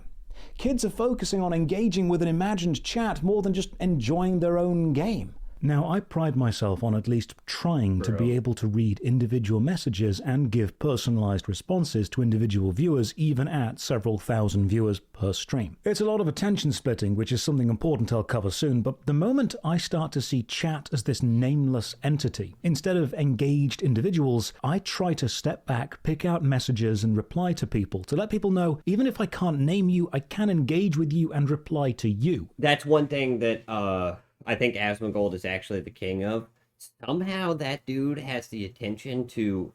Well, I think actually he's not paying attention to anything but his chat, really, because it really seems that he misses like half of whatever he's doing. Again, I don't really watch him anymore, but I did back in the day. But his he seems to be able to like pinpoint a chat message and know who sent it. He'll even be like, yeah, 3 months ago you said this same message to somebody. Like, it's, I don't know. He's one risk the you best will at it, face I will in say. talking to a lot of people every day is you'll talk to a lot of socially maladjusted, awkward, or straight-up cruel people. And the longer you engage, the more content and clips can be created, which in a way is a level of marketing. But the more you do this, the more you'll harm your own mental health or harm the viewing experience. Remember, he who fights with monsters should look to it that he himself does not become a monster. For when you gaze long into the abyss also gazes into you. Fucking a famous Nietzsche. saying by the Baldur's Gate 1 intro movie. Hello, Editing Josh here. I said this video was going to be an honest reflection of my time streaming, so I think this bit matters. While making this video, the Josh Strife Says clip channel uploaded this clip titled, "I Can't Do This Anymore." In the clip, I'm playing Darkest Dungeon, and in it, I lash out at a viewer in a really unfair and totally uncalled for way. Watching it back, I can see that my behavior was unacceptable. Frankly, I was a bit of a condescending dick. And I've left a pinned comment apologizing and taking full responsibility for that. Now, I wanted to add this bit, not as an excuse, but as an honest reflection of my own hubris. This happened toward the end of the 100-day experiment. I've been spending so much time every day engaging with people who were either asking repetitive questions or messaging in bad faith or deliberately trying to just be negative that it was changing me. And I didn't realize how much that constant negativity had been affecting my overall demeanor. I never wanted to assume the worst about You could anyone see who it, joined chat. actually. You could see it in his face and in his hair in that stream clip that he does not look like he looks like he's been destroyed by the world. Even if they did join with a bad attitude or a confrontational tone, and maybe this is naive of me, but I would try to talk to people and offer some common ground, even if I could tell we were going to disagree, even if those chats were mentally and emotionally draining. But I realized by this point, I'd been giving so much of my emotional and mental energy to difficult people without a break, I ended up lashing out at people who didn't deserve it because I saw them as having bad intentions even if they didn't. Ah, yes. This was the moment for me that the abyss stared back. And I realized that no matter how strong I am, giving thousands of strangers access to my emotional state every day was turning me into somebody I didn't like anymore. The bitterness I was seeing in the worst examples of the internet was seeping into me, and I was becoming just as bitter. Darkest Dungeon was right. Overconfidence really is a slow and insidious killer. Damn. One of the biggest strengths about live streaming is the connection with the audience, but genuine connection comes with genuine risk, and you have to constantly balance the genuine level of emotional vulnerability you're willing to show, which shows the audience the real you, and a more rehearsed persona, what I call a hyper-real version of yourself, which is still based on you as a foundation and is entertaining, but isn't as emotionally open. To take these to the extremes, have you ever met someone who is too emotionally vulnerable? They feel intensely. Everything anyone says gets taken to heart, overanalyzed and thought about for hours, maybe even days. The description of thin-skinned would suit this person, even if it would be slightly offensive. I don't do that. But the positives about talking to them is you do know they're genuinely listening to you. On the opposite end, have you ever met someone who reacts with sarcasm for absolutely everything? They will turn any interaction into a joke. Nothing is serious or genuine. Any attempt at emotional connection is met with flippant dismissal, the one-liner. This is often because they're terrified of being emotionally vulnerable, and so they use these defense mechanisms to never let anyone in. Both of these people... All right, how am I simultaneously both of these people? This hurts my feelings. are equally draining to spend time around. And as a streamer, you have to bounce between being both of them to protect your own mental health. If you're streaming, you're going to experience both and have to balance both, because some of the audience will want that genuine emotional connection, and it can be really sweet, even restorative for both performer and audience to feel genuinely seen and understood. But other people are going to take advantage of any kindness that you show and use that to demand attention. And then if they get that attention, they'll derail the conversation into whatever benefits them. There may be conversations where someone annoying or irritating or honestly just lonely comes in, and part of you, and I know this is something I do, recognizes that in general, hurt people hurt people. And I'm not a psychologist or a therapist. I'm not claiming to be. But if I show a little kindness and engage a bit with these people who are clearly struggling, maybe someone who joins the stream with limited amounts of bad intentions or in bad faith will actually see they don't need to be that way here. They can find somewhere comfortable to be. They can fit in here. But anytime you spend engaging with these people, even if you have the best intentions, could potentially be harmful to the rest of your audience. Remember how the disruptive kid or the bullies back in school got all the teachers' attention and ended up ruining the class while the well-behaved kids got nothing and felt neglected? It's the same situation here. You end up with a kind of mercy to the wolf. Well, here's the problem with that scenario, is that I was the misbehaved kid. So I don't remember what it was like for the good-behaved kids, because I was the bad kid. This cruelty to the sheep thing going on. And as much as you might want to save someone from themselves and try and show kindness, you don't want to show empathy at the cost of everyone else's understanding. As a streamer, you want to be emotionally available so the audience can see that you're human too, but dealing... That's a game series right there, the Legacy of Kain series, that I absolutely love the lore for and hate the video games. God, the video games, I just can't play through them. They suck to me. Every single one of the games is bad, in my opinion. But there's too puzzly and stuff. I'm not a huge fan of puzzles and shit like that. And the camera angles are all garbage.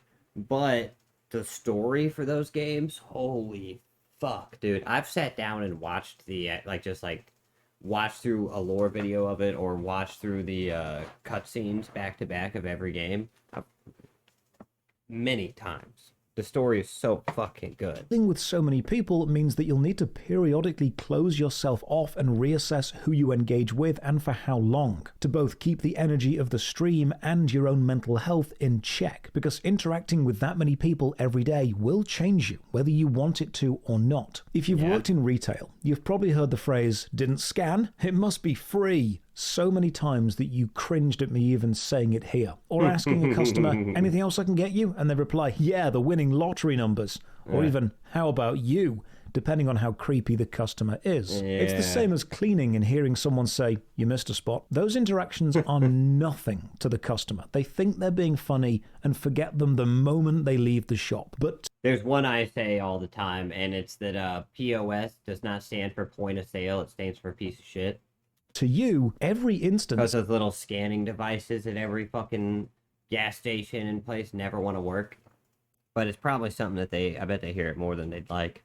Is a tiny amount of psychic chip damage. Not enough to register as pain, but enough to slowly erode. Like a wave battering a rock face, or a stone breaker striking the hammer. The damage is being done, but people only notice when the cliff crumbles or the stone splits. Not understanding it wasn't any individual strike of the hammer that split the stone, but the collective action of all of them. The same is true when a streamer crashes out, and believe me, crash out you will. The choice you make is, do you want to do it on stream or off stream? Do you have the mental resilience to know it's time to turn the camera off and take a moment, or do you want to do it on stream because you know it's going to become a good marketing bit for you? It's inevitable that you will interact with people whose entire goal is to upset you. Adults with the mentality of children, or worse, the active cruelty of unhappy people. And the common advice is, well, just ignore it. But that works about as well as telling a kid to ignore the school bully, because you have to have noticed the behavior or read the message to know that it's something that you shouldn't have noticed and shouldn't have read. And reading the message, even if you don't take the sentiments to heart, even if you know it's something that doesn't matter, will still add a small amount of negativity to your day. And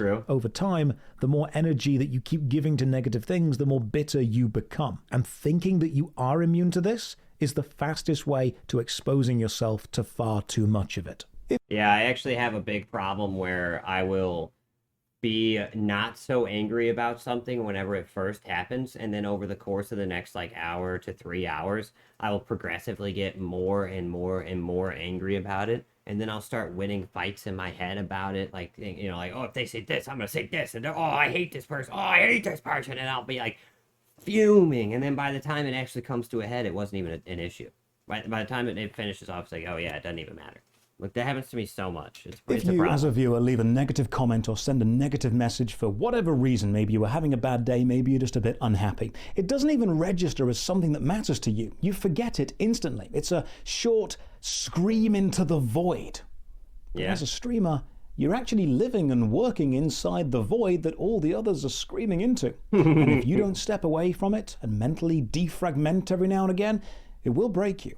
This is why, despite many viewers asking me to stream my other hobbies, like building and painting Warhammer, or playing Magic the Gathering, or building and making cosplay, because they would love to watch me do it, or body double with me while they do it, I need those things to exist outside of content. Because once you start seeing your entire life as content, you can never switch off. You are human. It's actually why I don't stream D&D ever. Me and the boys, we play D&D every single Sunday. We have been playing D&D every Sunday for years and years.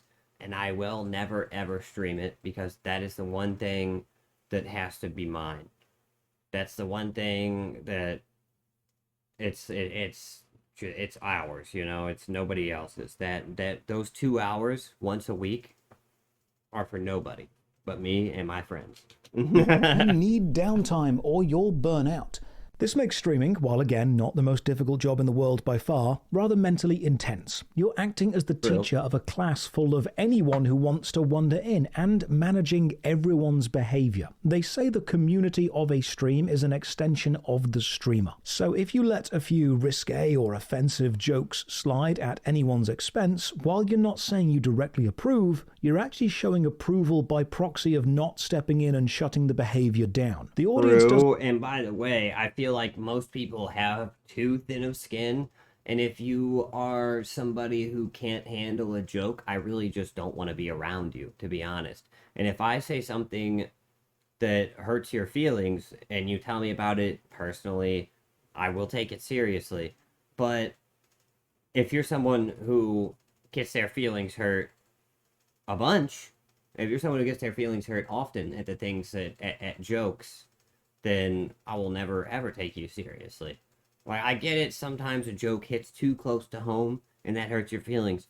The thing with me is, though, is if that ever happens to you, I want you to know from the bottom of my heart, I will not stop and I will continue to make jokes. There's nothing that anybody can do or say, short of kicking me off of the entire internet, that will ever stop me from making a joke that I think is funny. To be honest, like, I might stop myself for a second just in case, to try to stop myself from getting banned off a website. But that's about as far as it goes. My jokes, I mean, I don't feel like they're even that bad, to be for real, but nothing anybody could ever say or do would ever stop me from speaking my mind, I feel like.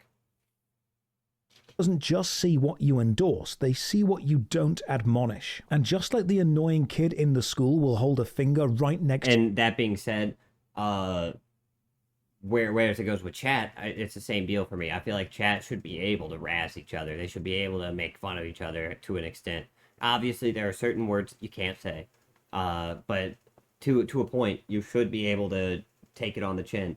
And if you can't, then you're not really the kind of people that I'm really, like, interested in being around. You know what I mean? That's why I like this group. Agreed, humor is subjective, but that also means nearly everything can be a joke. Just got to read the room. It is important to read the room, for sure. But, I mean, at the same time, it's like, if you do hurt someone's feelings by saying a joke, an emotionally mature person who gets their feelings hurt will still understand that it was a joke and not actually dislike the person who made the joke. Whereas an emotionally immature person will take it personally and take it out, 100% agreed. Yeah, that's just, I don't know. Too much sensitivity in the world, in my opinion. you and say, but I'm not actually technically touching you, so you can't get annoyed at me. Chatters will see how far they can push the boundaries of what you do allow. And in doing so, Yeah. the remaining community will mold itself around that. You get to show people what is acceptable and how you want to be treated. And This is true, which is why I always, every single time, shut down anybody who comes into a stream and their very first time watching tries to play a game with me. I don't know. There's something about that. It's just, like, weird to me, and I don't like it. If you're a member of the community and you want to play games with me, like, we've been, I've played games with Harmony. I played games with Algrim. We've gamed together. I will play games with any one of you guys. But if it's your first time in the stream and you're just like, hey, you want to play? Can I join? It's like, no, you can't. And I will never allow anybody to join in that way. You have to have at least existed for a day. Geez. I don't know. Maybe I'm weird for that. they will treat you based on what you allow. Remember the famous saying, any community that gets its laughs by pretending to be idiots will eventually become flooded by actual idiots who mistakenly think they're in good company? So let's expand on a strange aspect. The idea of the hyper-real, a persona instead of a person. Because if you do become successful, you become a streamer with a capital S. No longer a verb to describe. Yeah. Oh my God. Speaking of quotes, though, I've been writing this book and been making like a what do you call it, like a political book. It's like, so it's this politician who's going around and taking advantage of people and doing a bunch of dumb shit, basically, before the aliens show up and save the world. But I've been writing a bunch of quotes for him for his speeches that he's going to be doing, and talking about his political enemy and trying to, like, destroy him. And he says, how very noble of the arsonist to swear he will only use candles from now on. I don't know. That shit resonates with me. I like what that. you do, but a noun to describe As soon as I wrote it down, I was like, holy shit. who you inherently are. And everything you do, both on and off the platform, is now content. And any choice you make, which could become social or seen, is on some level performative, because you are a brand. You are the True. product. You're not necessarily lying, but you're not being entirely yourself either. Take me. A few years ago, I started wearing white shirts and waistcoats on stream and in videos. They were comfortable, easy to find, it's not a complex style, but it became recognizable and it morphed into a uniform, as Morrowind kept reminding me. Yeah. Where's your uniform? Oh, that's gonna get real old real quick.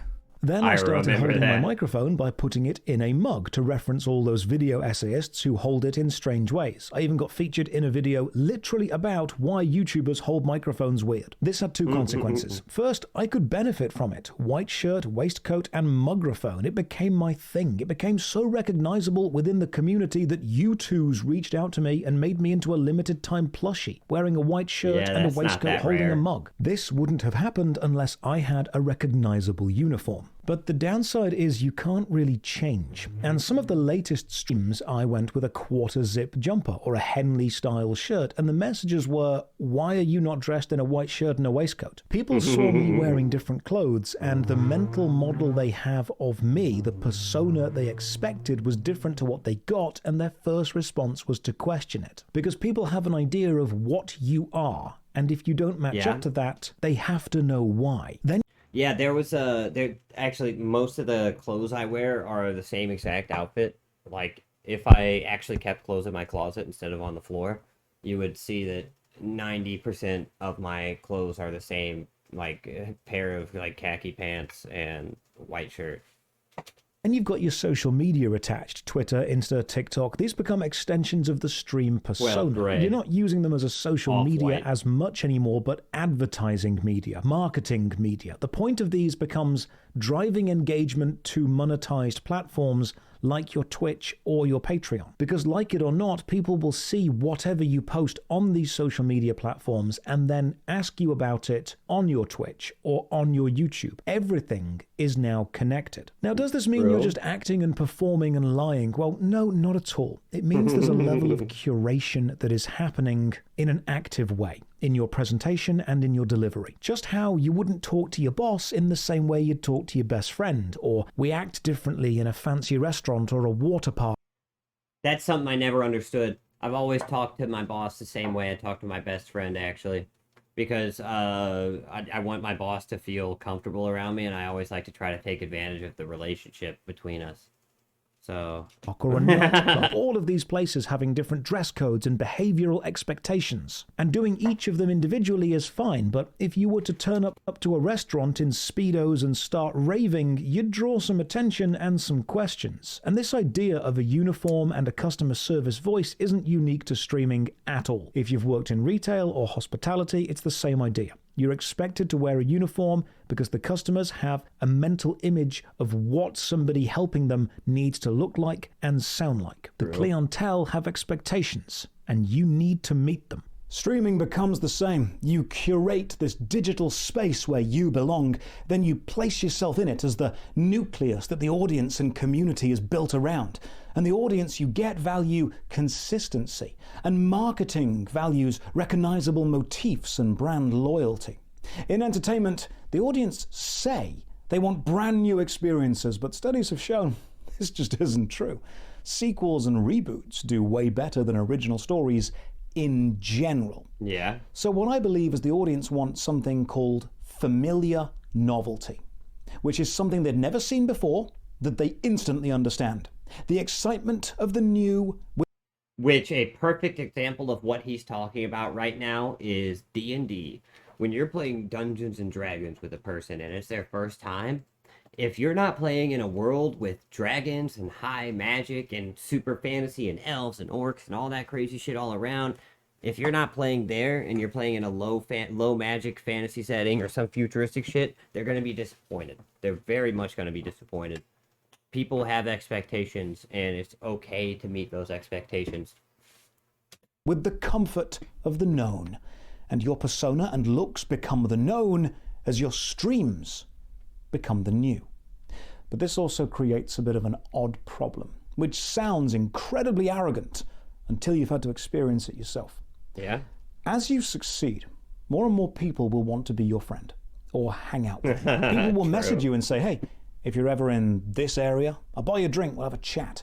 Or you'll get Discord or Twitter messages from viewers who talk to you like an old friend, like they've known you forever, despite the fact you've never met them. Because in their mind, the hundreds of hours they've spent with you on YouTube or Twitch is connection time. Yeah, true. Now, this is orders of magnitude worse for female creators, but what it ends in is people want to be friends with the persona that you present, not the person you are. People don't know you. They know the version of you that entertains them.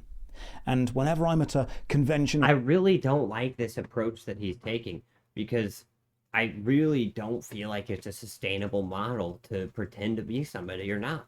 I really don't. Honestly. or a gaming... Like, you can tame yourself down, or you can boost yourself up and be a little extra of yourself, but I think that's as far as you can go. To actually change any aspect of yourself would be a very big mistake. Event, there's a level of energy I'm reserving to make sure I'm performing the character of Josh Strife Hayes as opposed to just being naturally me in any scenario. And if you've ever met me, you might be thinking, does that mean that I was lying to you? Think about it like this. If I meet 100 people and one of those interactions is negative, that's just a 1% negativity rate for me. I can live with that. But to that one person, that was the only thing they know of me. That was their entire interaction. That becomes their story. That becomes their memory. That becomes the Reddit post of I met Josh Strife Hayes and he was a dick. So if you meet lots of people, which you will do if you find success, you have to understand those people are coming to you with expectations. And if people have expectations, you've only got 3 possible things you can do. Exceed them, which is difficult to do, match them, which you bloody hope you do, or disappoint them, which you hope you never do. Yeah. Now, to people who don't have a lot of friends, this may sound great, a way to connect to lots of people very quickly, but remember there's a difference between showing a base level of civility and social grace towards someone and actual deep friendship with them. And people who aren't very socially adept often confuse someone being friendly with someone being their friend. And unfortunately, the online space features a larger percentage of socially awkward people than the general public. People who will latch onto any level of friendliness shown to them a little bit too strongly. And from a streamer point of view, you then have no idea who is a genuine safe person to allow into your life. I've known people get close to create... That is true. That is very true. Because back in the day, I had a viewer who I thought was like a cool, nice guy. I modded him and all this stuff, and I, you know, I was still small back then too. And this, oh god, it just got so weird. I don't know. I don't even know how to talk about it really. He started doing all this crazy shit and like started thinking we were like best friends, from basically acting like we had known each other since we were children, and it got really weird really fast. I don't know. You never know who you're talking to online. Just to film or record them in private in the hopes they do something awful so they've got blackmail leverage. Or people who value the prestige of having a famous friend because it brings clout to them, instead of actually caring about the connection with that person. So if you stream and become successful, like any level of entertainment, people will suddenly like you, but you won't truly know if they like the persona that you're presenting, or the prestige of the connection, or the potential for personal gain that you now bring them. Because you as a streamer are presenting a persona as a product, and that is what most people who don't understand the job see as real 100% of the time. I think everybody should keep in mind 100% of the time that if you are friends with something, you are bringing something of value to them, no matter if it's you're helping them out in a financial way, or maybe they see a future potential benefit they can get from you, or maybe they're just getting, you know, mentally helped from you. They're feeling better mentally just by being around you. No matter what, you are a value proposition. Your friendship is a value proposition. That is the truth. And if your value proposition does not match what the person is looking for, then they will not be your friend.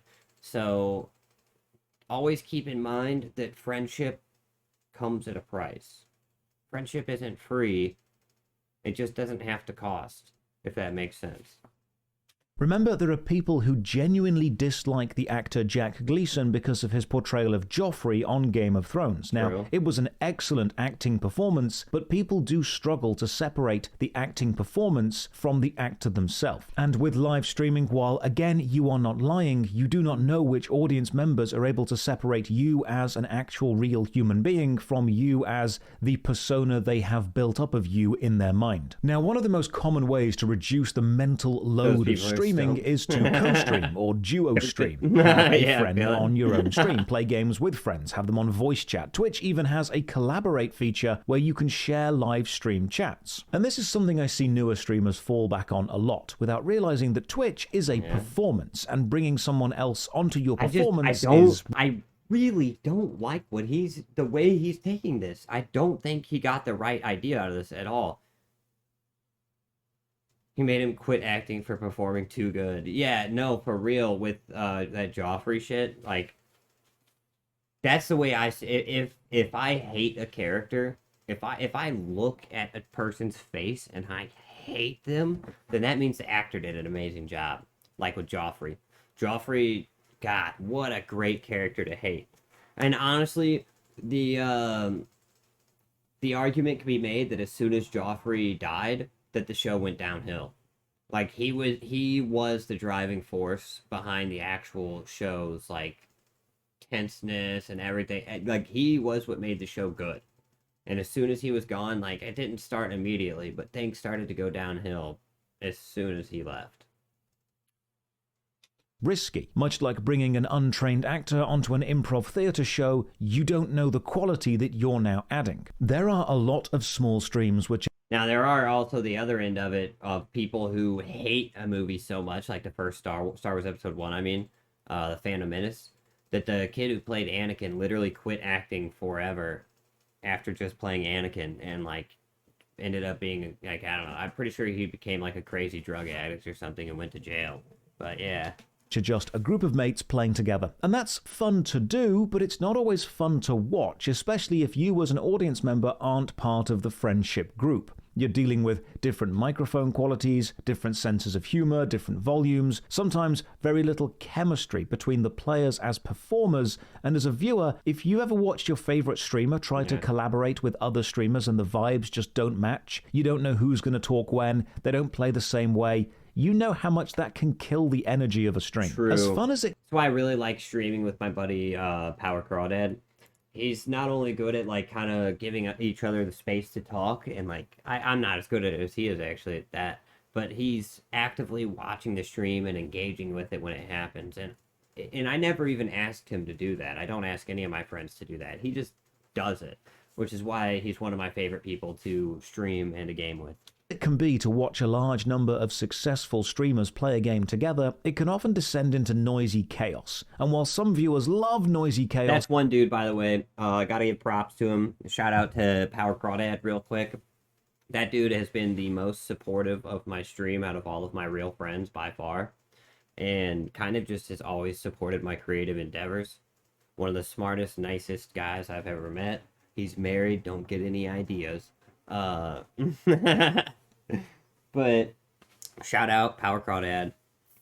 I love noisy chaos. Hell yeah. It's not for everyone. So as a streamer, pick your co-hosts or duo streams very carefully. When the energy matches, like when I did a duo Borderlands stream with the comedian John Robertson, it can be an absolute treat. Or when the Albion Online streams had Nomad Poncho on voice chat helping me out. But these chemistries are rare. So if you're finding success in streaming and your mate who loves Among Us keeps saying, dude, we should play and stream us on voice chat together, it'd be so funny, consider if that's what your audience actually want, because it might not be funny for them. One aspect people true. often overlook are the physical health effects of sitting and playing video games for a long time, and anyone that works in an office already knows this. Yeah. You're spending hours, often daily, often 4 months at a time, staring at a screen that's very close to you, with stage lights shining in your eyes.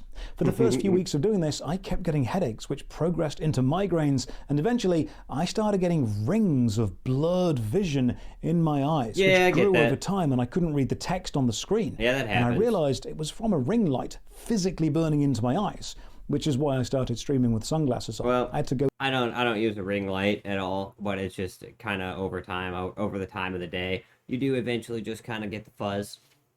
You get the to an fuzz around optician your to check eyes. that I was okay. Thankfully, I was. But I had to ask myself, what do I Although I value do more? have a heavy white light right behind my monitor.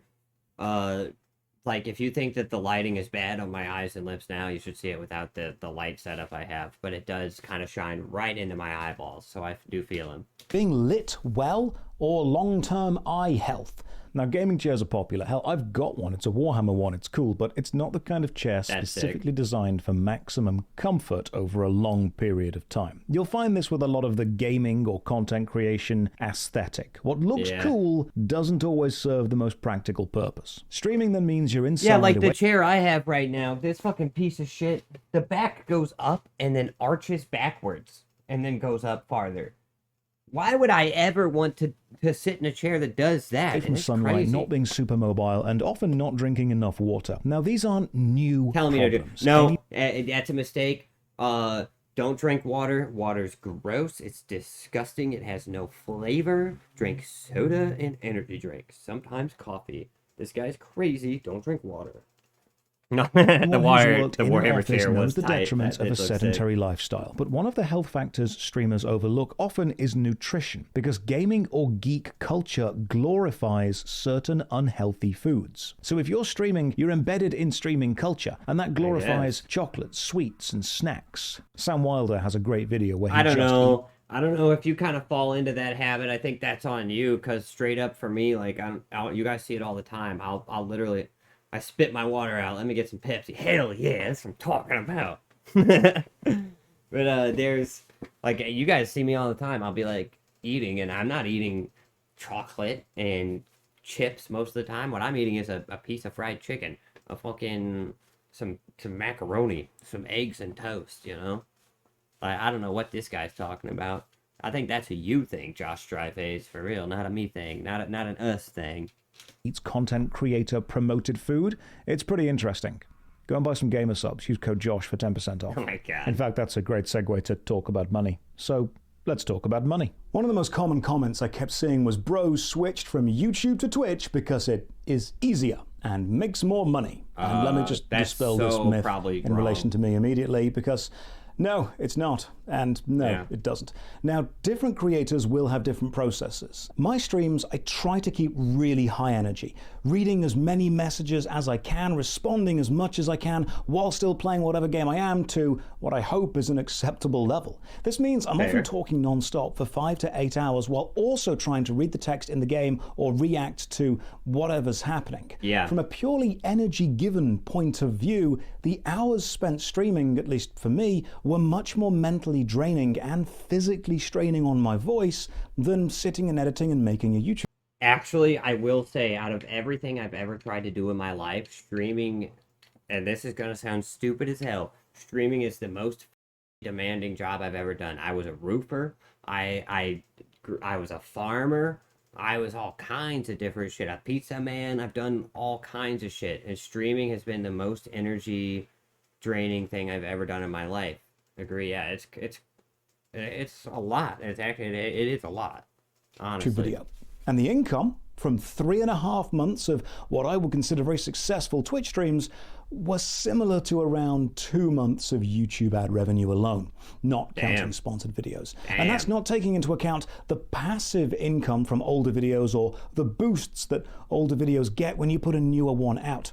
From a financial point of view, YouTube is also much safer to take breaks from and return to, because your previous videos keep earning money and keep being recommended even when you're not there. While on Twitch, you need to be there to generate the subs and the donations and the ad revenue. Now, we've heard the stories of the largest streamers in the world still making tens or even hundreds of thousands of dollars a month from recurring subscriptions when they aren't even streaming, but that's not the average experience. In this way, YouTube is closer to a salaried job which pays on results, while Twitch is closer to hourly, which pays on the process. I've often said to people, it's easier to make £10 on Twitch right now, but it's much easier to make 10,000 on YouTube in the long term. But interestingly, Twitch and live streaming are becoming more valuable to advertisers, flipping the historically YouTube prioritized balance on its head. What did he do to his character to make it so weak that he can't kill a single Cazador in Fallout New Vegas? Dog, Dog, what the fuck is he doing? That would take me 3 shots from my revolver. 1 punch from my power fist. What the hell? But why? Well, it's because it's He's combining shooting a two fucking things flamer that at it and can't advertisers kill really it. love. A modern standard of luxury and It's a the more hat's fault. invested It for audience. sure is, So as a dude. streamer, you are more Can't wear the pink frilly hat and shoot a flamethrower at somebody. I'll be right back. I grab a drink real quick out of the fridge. 1 second. So, 99 minus 99% damage for the hat. Yeah, I'd say it.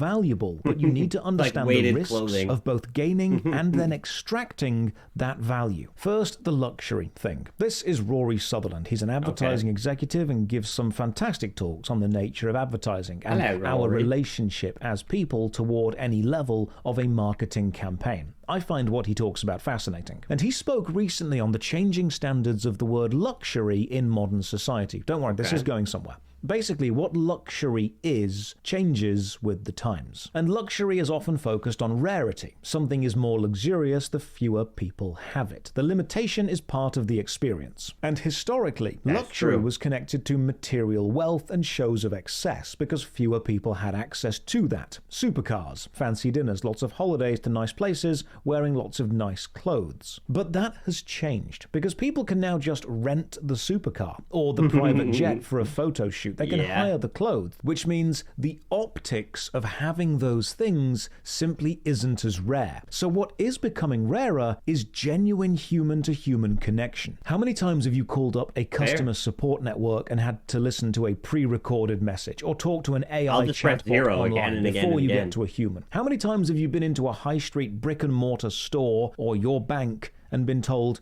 we can't help you with that, call the service line? Well, with the increasing rise in automation and AI, human contact itself is becoming the luxury because of its increasing rarity. Twitch does that better than YouTube. You type a message, the streamer reads it, you get a response. In a world of more entertainment than you could possibly experience, the personal touch is the standout feature. It's the connection to the performer that itself is the luxury. Combine that with how YouTube advertising is seeing a bit of a downturn. If you have YouTube Premium and watch on your PC or TV, you can automatically just skip commonly skipped sections of a video, which are almost always the sponsored segment. Yes, that's such a nice feature, which is so sad that I don't have YouTube Premium at the moment.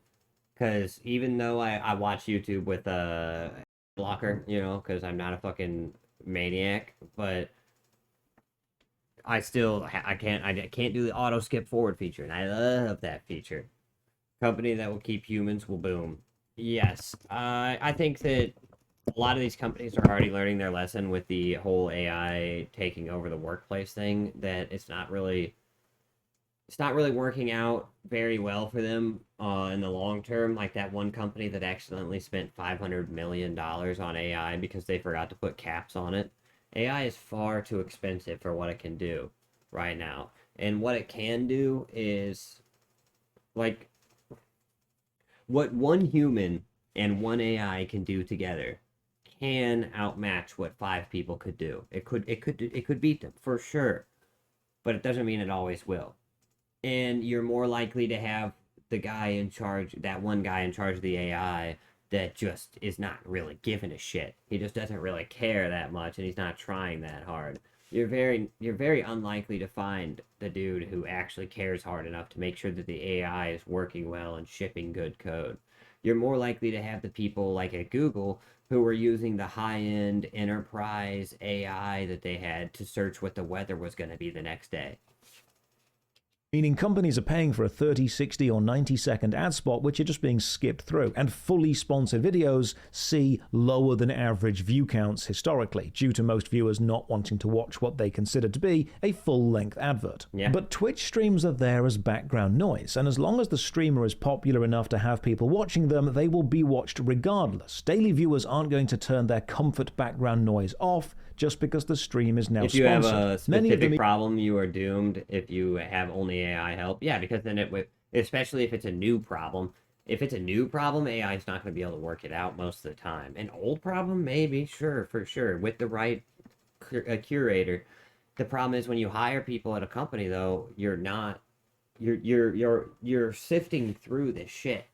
Most of the people you hire are gonna be garbage. That's just the rule. Like, that's the rule of life. And then you're trying to find the ones that are worth keeping. So, in AI, we're still a far way away from where one guy can run an entire big company with just robots. We're far away from that. You've got to have humans behind it. And to find humans that give enough of a shit to actually help is too rare.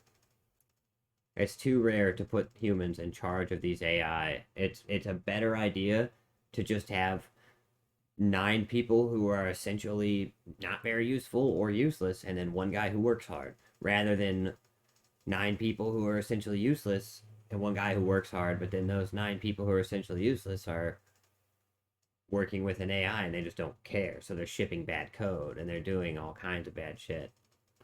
But yeah, I don't know. Even support them, saying go and get that I like back. AI, so but content creator there are agencies are seeing an increase in demand for Twitch Company streamers try to and find that guy, reduced but demand for getting paid like a YouTube useless sponsor guy. segments. That's the truth too. In fact, I actually heard a high-ranking CEO, I can't remember what it was, who it was for, but it was some YouTube short, and he was talking about how actually most of the time they try to find the guy who works the hardest and give him a raise as few times as they can and promote him as few times as they can, because they want to hold him in a position that's actually, because the higher up you get on the food chain, like when you become a boss, when you become a supervisor and a director and you keep going up, you actually become less and less and less useful to the company than a hard-working bottom tier guy. So they try to find those guys that are hard-working even at the bottom, and they try to keep them there for as long as possible. And it's a failing concept that they do. It doesn't ever work out, because then you end up with someone who every review I had at my last job told me that I was literally the top guy on the team, and I'm not kidding. Every single review said I was the best guy on the team, and yet they would not give me raises, they would not give me promotions, they'd promote people around me, because they wanted to keep me there. They wanted to keep me at that level, and instead of doing that, what they did is they lost me, because that's what actually happens with good employees who get treated like shit. They just leave and they go to another place, or they try to do something on their own. They're still there, it's just lower than it used to be. Combine this with how streamers often get access to new games before launch or codes to play those games on the day of, and you've got a load of players who will browse Twitch to watch gameplay, and if the streamer they like don't know, I say this story is playing a game they've heard about, the streamer happens to have an affiliate link, the viewer is more likely to then buy the game. If a YouTuber gets access to a game the day of release, it will still take them a few days to actually make a video, playing, scripting, editing, uploading. And in the content world, being first is more valuable than being right, which is why some of the earliest YouTube videos we get for any new game are full of mistakes, and yet they will still get views. And people are beginning to realize this, which is why they're valuing watching a live experience over trusting the earliest YouTube videos. So from a content creator's view, companies are going to send you access to the latest games and updates, which is going to get you the audience of early adopters and interested gamers. You're able to interact directly with them, which appeals to modern luxury standards, and you're more likely to make a sale than a YouTube sponsor spot, which are becoming... Which I actually found out that Twitch will track the sales that you get for a game if you are partnered with them, which I did not know that. Obviously, I've never been partnered with a game, so I don't have any sales, but it still shows me that I have $0 there. Increasingly easier to skip by the day. The danger, however, you become a marketing tool, and the audience can tell. Now, don't get me wrong, it can pay well, pay very well. Some of the larger streamers can make hundreds or even thousands of dollars per hour for a sponsored stream. If you do gambling streams, you can literally make in the millions. Yeah. But every time you do, you're alienating part of your audience. So finding that balance of extracting the value you have as an entertainer from people willing to pay for it, and not losing the audience which give you the value to be extracted in the first place, that's a balancing skill. Value extraction is it's a tricky thing. I don't think you should really be trying to extract value from people in that way, although everybody always is. I don't like a company, though, that has a plan of like, all right, well, at 6 months, everybody gets a raise. At 12 months, everybody gets a raise. I don't like that. I like the meritocracy of it. Because every place that I've worked at that does it like that, you never actually get a raise for doing good, and then you'll see people next to you who are doing like less than half the work you are getting the same raise as you. That feels like shit. That feels like shit. So what I like is, like, yes, if you meet your quotas or whatever, we will give you a raise. If you get this good, like, we'll give you a raise, but not oh, if you're this good at this time, then we'll give you a raise. I don't like that. I just like if you hit this number, you know, if you're this good, we'll give you a raise. That's what I like. With these companies and with these bosses and stuff, they're always just trying to take advantage. And that's why you can never feel bad about being extra friendly with the boss, you know, or trying to put yourself in the right positions at the right time. You cannot feel bad about that, because that's exactly what they're doing. You know, if they can fuck you in any way, they will. That's the thing. If they can fuck you, they will. That's their whole deal. And the longer they can keep fucking you, the more that's their goal. It used to be you worked at a place for 20 years. You retired, 30 years, you retired, and everybody was proud of you and you did a great job. If you worked at the same place for 30 years today, people would look at you like you're an idiot. Every job interview I have now goes through there are a few things that I set in stone, like I won't do time-based raises. If you tell me that, oh, it's 6 months, at 12 months, if you tell me that, I'm not gonna take the job. I refuse. I won't do that. The other thing is, if I hear that there's an HR office, if there's like an actual person who does HR, I'm out. I'm not going to do that. There's never been one company I've ever worked at in my entire life that has benefited from having HR, ever. It's always just brought it down every single time. Every single time. There's never been a single useful thing that HR has ever done, in my opinion. If you want someone to protect you from your legal problems, hire a lawyer, hire a law team. There are dudes who are lawyers who sit in a, you know, they make no money and they sit in a strip mall. You can hire a lawyer for the same price you could hire a full-time lawyer. You could hire just a shitty one for the same price you could hire an HR person, and they would do 10 times the job. Trust is a currency. Consider it in terms of MMO mechanics, generating a resource and then spending it on a big attack. Doing the thing which gains the audience trust, like being critical of games and showing your success and failures in a human way, is the builder. And the higher the trust, the more valuable you are as a marketing asset to any big company. And then taking the highly paying sponsorship to push a product to your audience is the spender. You just need to understand that every time you cash in your audience trust, make sure the payday is worth it, because it's going to get harder to regain that trust every time. And any sponsorships you take may stay in viral clips forever. And if you take too many sponsorships, you risk being seen, and I've seen this happen to both YouTubers and Twitch streamers over the years, as a content creator who they want to act like their job is God's gift to Earth, and it's like, get out of here. Only makes oh, we're all one big family here, and we do all this big stuff, and it's like, get lost. Things when they are paid to make them, as opposed to making things that they genuinely care about, which means you will lose all your audience trust over the long term. Now, one thing that Twitch sucks at is archiving your work. It holds the complete stream VOD for about 3 months, but that's not exactly user-friendly to browse through a streamer's back catalog. In fact, it's the most helpful. You know, the most helpful job to humanity as a whole. Like, that's what they always want to play it at. Like, we're changing the world out here. It's like, what do we do? Well, we wrap burritos. It's like, okay.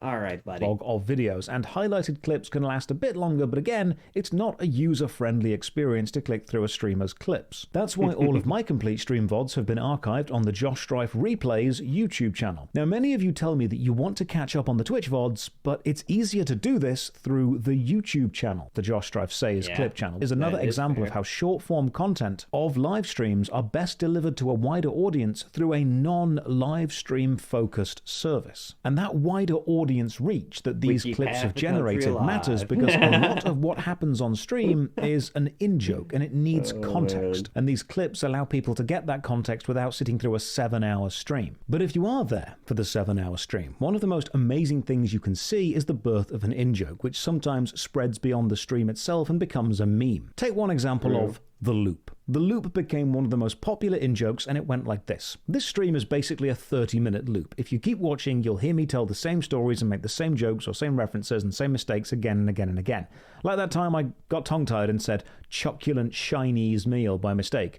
Or instead of saying "tank stance," I said hang on, now I'm trying to do it, I can't do it. I got it wrong. It was stank tants. That was the one, thank you. I started my World of Warcraft Classic journey as a warlock, and as a joke, I added the water breathing ability to my hotbar multiple times. Then I tried a new class, and people kept asking, "Where's the warlock?" So I joked, "Oh, they drowned," in a reference to the water breathing spell. And that became the answer anytime anyone asked what happened to anything. And as we know, new viewers have the habit of asking the same question again and again and again, so the answer just kept being, to any question, no matter the context, "Oh, they drowned." These moments, like asking if ghosts are wet, or the load-bearing sock on the microphone, or the human jawtapede, not only become YouTube clips, they also become fan art. And if you realize the dumb jokes that you're making with your chat are becoming the culture and lore of both of you and the viewers and the stream as a whole, you're creating the ancient magics that others will quote at you in the future. And there is a beauty to being involved in that process. You see, those silly jokes and sayings you and your mates have, those "you had to be there" moments that you keep laughing about, or those jokes that need like 5 layers of reference understanding to even begin to make sense.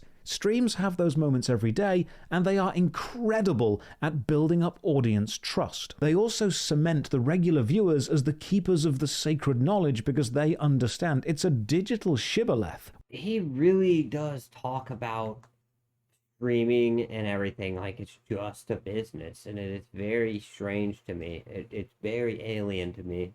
I don't fully understand how it. I don't know.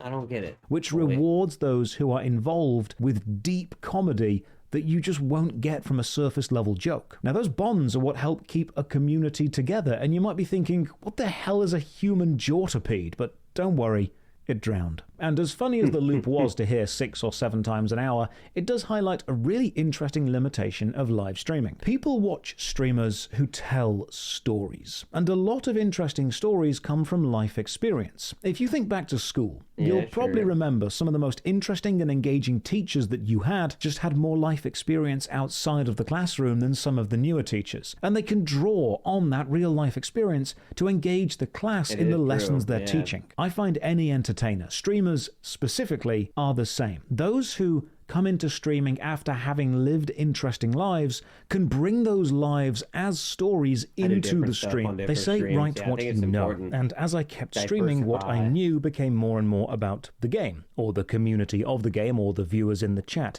What I knew became streaming, so my stories became less about my life and more about what happened to me in the game, or why my mechanical understanding of the game helped, and I started theory crafting, or talking about other streamers, and this is what creates that microcosm of streamer society. There's a common creative death spiral where a relatable artist starts by making work for the people they relate to, which has broad appeal, and then eventually, if they find success, they surround themselves with other successful artists, and then they start making art for those artists because that becomes what they know. If you've ever watched a film, read a book, or played a game and thought, these writers are so out of touch with general society and the real world, they're only speaking to those people in their tiny creative bubble, this is likely what happened. This leads to audience churn because eventually they've heard all of the non-streaming stories. So what do? Well, you either focus on the game alone, which reduces your audience to only people who care about the game, or talk about the stream, which reduces it to people who have already been into the stream, creating a smaller and smaller in-group. Or if you're not leaving your house, you read the news and then talk about that, simply because it's something new, an endless source of new stories. Honestly, the only difference is it's not actually something you're experiencing personally, it's something that you're experiencing passively and just start reporting on. The alternative is the... I don't know. I don't know about this. Anybody who would just passively experience something, like watching a YouTube video on stream instead of making a YouTube video themselves, like, it's just so dumb, dude. Oh my god. Why would you even do that? Like a reaction? Garbage, dude.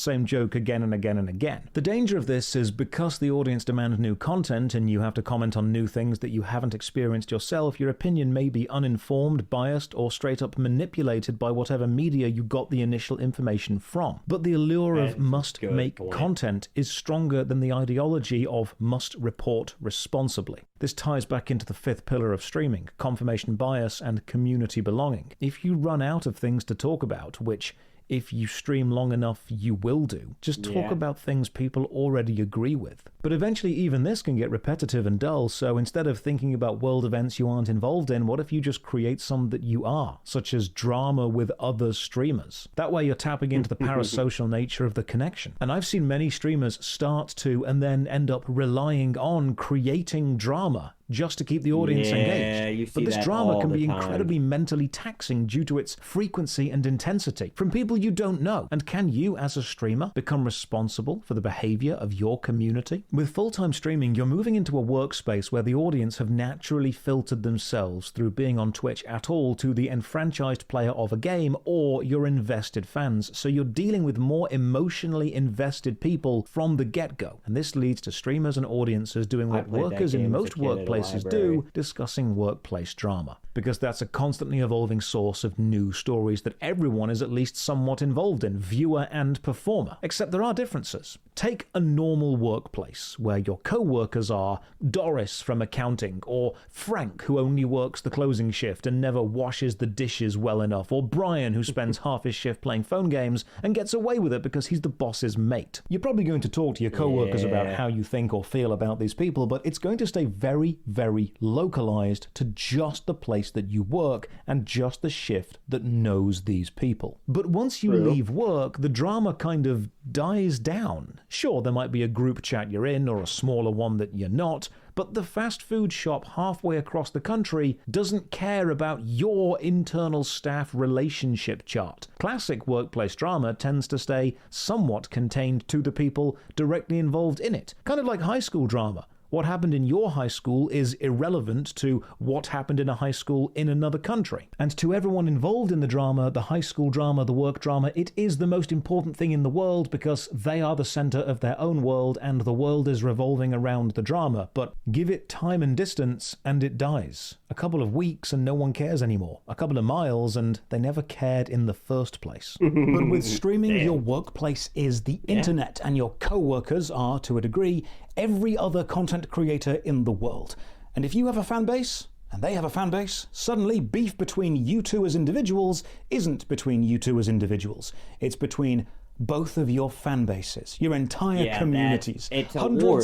It's a battle. Two kings sending their armies out to face each other in the field. Thousands, in some cases millions of people that you have never met are suddenly emotionally invested in the interpersonal conflict of multiple people. Twitch becomes a soap opera which plays out in the real world. So a small disagreement can be... And this has been happening throughout history. This is nothing new. This is not original. This doesn't just happen to streamers. This doesn't just happen to rock stars or sports guys or anything like that. This has been happening for all of history. It's called a cult of personality, where one person can rally the troops behind him, get a huge fanatical base behind him, and then a second guy can do the same thing. And even if those two guys don't want to fight each other, their people do. Mined for more conflict than it's really worth. I've had larger and smaller content creators react to videos of mine which are minutes to years old.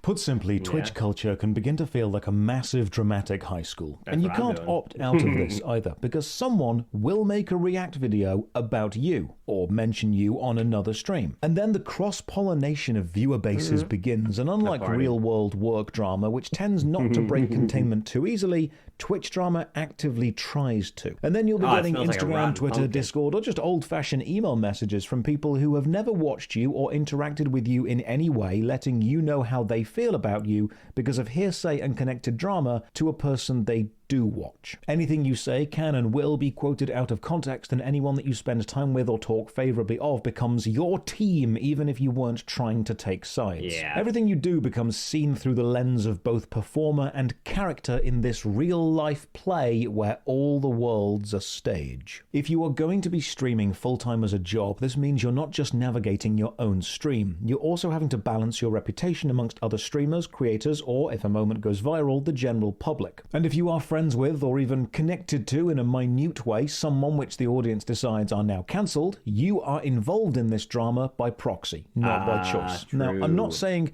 And you now need you to are support cancelled your as streaming well. colleagues even if they're awful people. You absolutely don't. I'm saying that you need to be aware that streaming brings workplace drama, office politics, and high school cliques into your everyday life. Your colleagues, your customers are global. And unfortunately, You mean like with literally everything else? The thing about this is no matter whether you're a streamer or you're working at a McDonald's, this is your world. So if you have interpersonal strife in your McDonald's that you're working at, it's going to affect you on a mental level in a very similar way to where if you have this personal strife on the global scale. It's not like, because like he said earlier, you are the center of your own world, and that doesn't change. So if you're working somewhere and you and a dude are fighting every day and it's just awkward and horrible, like that is going to negatively affect you in the same way that it would if you were a famous Twitch streamer and were beefing with another one and all this, and like it would be, it's the same. It's the same to me. how do I put this nicely? You're going to be sharing a huge part of your life with socially maladjusted and emotionally invested people that see your life as a show they are now involving themselves with for fun, with a zeal for drama. That's everybody, by You the way. cannot escape. not just Twitch. That's everybody in real life. You are an extra in the movie that is their life, you know, and they are allowing you to be in it out of the generosity of their heart. You will become known for what goes viral, not necessarily what you do the most, because like a headline matters more than the article to most people who don't have time to read but still want to get emotionally invested in stuff, the quick and easy clip is viewed and shared more. If you have a good positive stream with 8 hours of laughs, good banter with the chat, game progress, some subscriptions, maybe a donation or two, and it ends on a positive note, that won't get clipped. It's too long. Too many positive moments don't give the audience anything to get riled up over. Positivity doesn't sell or grab or hold attention. Instead, it's the arguments with chatters, the mistakes, the emotional moments.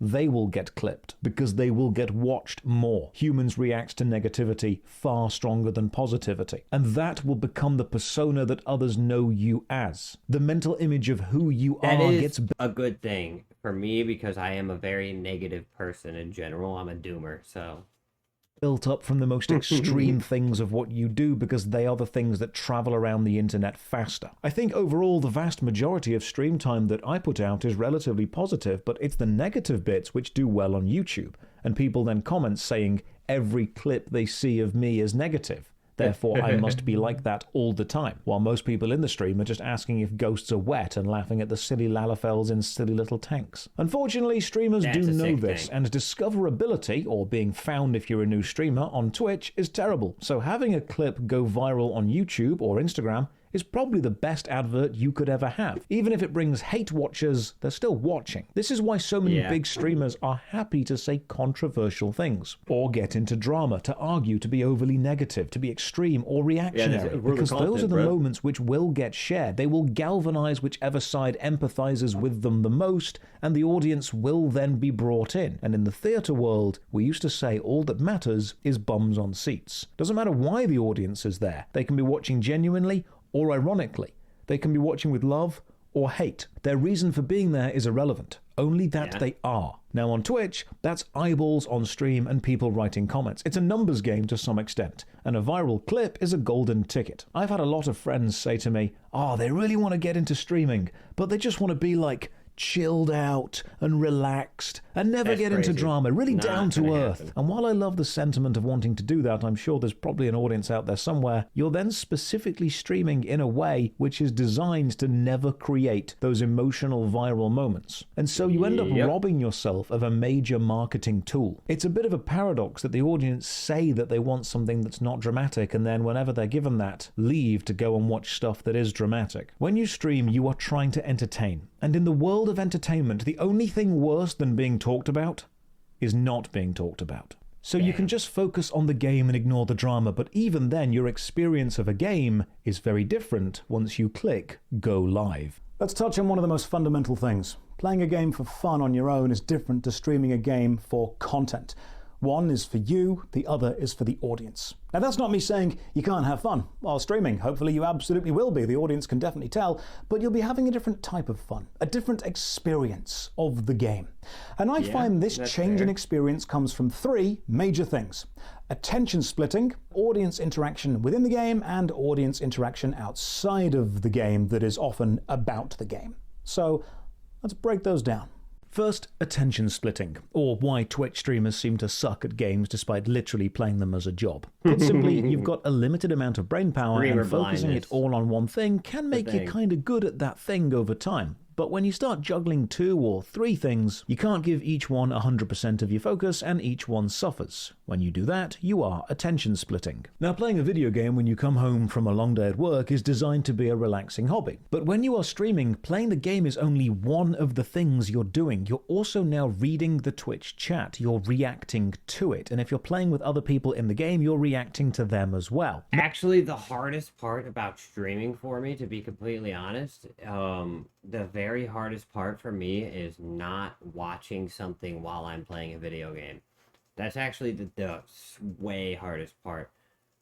A lot of my video game experience is spent, like, even if it's a story-based game, on the in-between parts, I'm watching Star Trek or something. When I'm not streaming, that's how it goes. I'll be playing Fallout, you know, wandering around, watching Star Trek, and when a story bit happens, I'll pause it and then see what happens, and then I'll press play again as soon as it ends.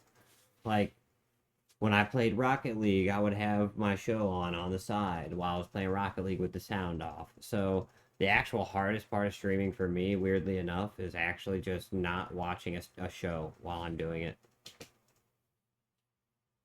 Many people think you can stream a game the same way you just casually sit and play one for your own enjoyment, and that's just not the case. Because when your job is to entertain, the game now becomes a tool, a framework that you can build entertainment around. When people find out I do Twitch streaming, they say, "Oh God, I wish I could just play games all day." And I tell them, you can, but it wouldn't be a very good stream. Because the moment that camera is focused on you and that microphone is in your face, you are psychologically experiencing that game from a different mindset than you would have if you were just lounging on the couch with no one watching. It's true. I mean, for starters, like, the big thing is you actually have to talk. When I'm sitting there and playing games by myself too, another thing is that you can't just, like, you're playing games by yourself, you can just sit there and chill. You're chill, but you're on stream, you have to talk, you have to think about it, you have to analyze it, you have to make jokes, you have to do something. You are playing, the teammates you have if it's multiplayer, the chat, the discussions going on, your responses, donations, subscriptions, the software you're running to stream it, food and drink you have in real life, any contractual obligations you have to the stream or the sponsors. Combine all of this and you'll realize Streaming is a job that requires a specific skill set to be good at. And I'm not saying it's the most difficult job in the world. I know people are going to push back against this, but it is a job nonetheless. And this means people will message you, I guarantee it, complaining that your gameplay isn't good enough because it's not your only focus, or your chat interaction isn't fast enough because it's not your only focus, or your teammates are getting annoyed because you're not focusing on them because they're not your only focus. And the truth is, all of these things do matter, and they're all urgent, and you have to make the equation balance. Attention splitting will mean you might miss important aspects of game design, like walking past an obvious item because you're reading the chat to thank some donators. Or you'll miss a big donation in chat because you're focusing entirely on the game and make people feel bad because they've given money and you've not thanked them. if you're attention splitting enough, you don't actually form memories the same way. Have you ever been doing 4 or 5 things at the same time throughout the day, and at the end of the day, you actually can't really remember any specific thing you did? Well, that happens with games. Yeah. I played Oblivion For me, that just happens in general. Most of the stuff I do, I can't remember. first time ever on stream several years ago. The whole adventure streamed. I know I have finished Oblivion. I have the VOD to prove it, and yet I cannot actually remember playing Oblivion. I've got vague segments here and there, but the plot, locations, characters, quests, items, they didn't even form as a memory, because my attention was split so much during those streams, I don't even know what I'm meant to have been remembering. So attention splitting will change your experience and memories of a game. Now, probably the most prominent in MMORPGs that will alter your experience of gaming while streaming is audience interaction within the game itself. If you stream any multiplayer game, viewers will ask to play with you, whether that's a first-person shooter or an RPG or a real-time strategy. If people can get involved, they want What to. is Guild If you Wars stream 2? an MMORPG, people Ding, ding, ding! You have won Jeopardy! will find you, and they will interact with you whether you want them to or not, and this will fundamentally change your experience of that game compared to a casual average player. That's Viewers actually- will see you That's why I had to stop with, like, there's a few things about Guild Wars that I had to just start playing it on my own, like, off stream instead of playing it on stream. And part of it was just that, like, it felt like the only thing people wanted, there was 2 things people wanted to do with Guild Wars. One was they wanted to play with you and kill everything and not even give you a chance to actually play the game. Or 2, they wanted to come in and just spam knowledge of the game at you, and they're not actually interacting with anything you say or do. They're just spamming knowledge at you constantly. Ironically, though, I remember every moment of that. But some of the games I don't remember at all, like Elder Scrolls, not a single memory.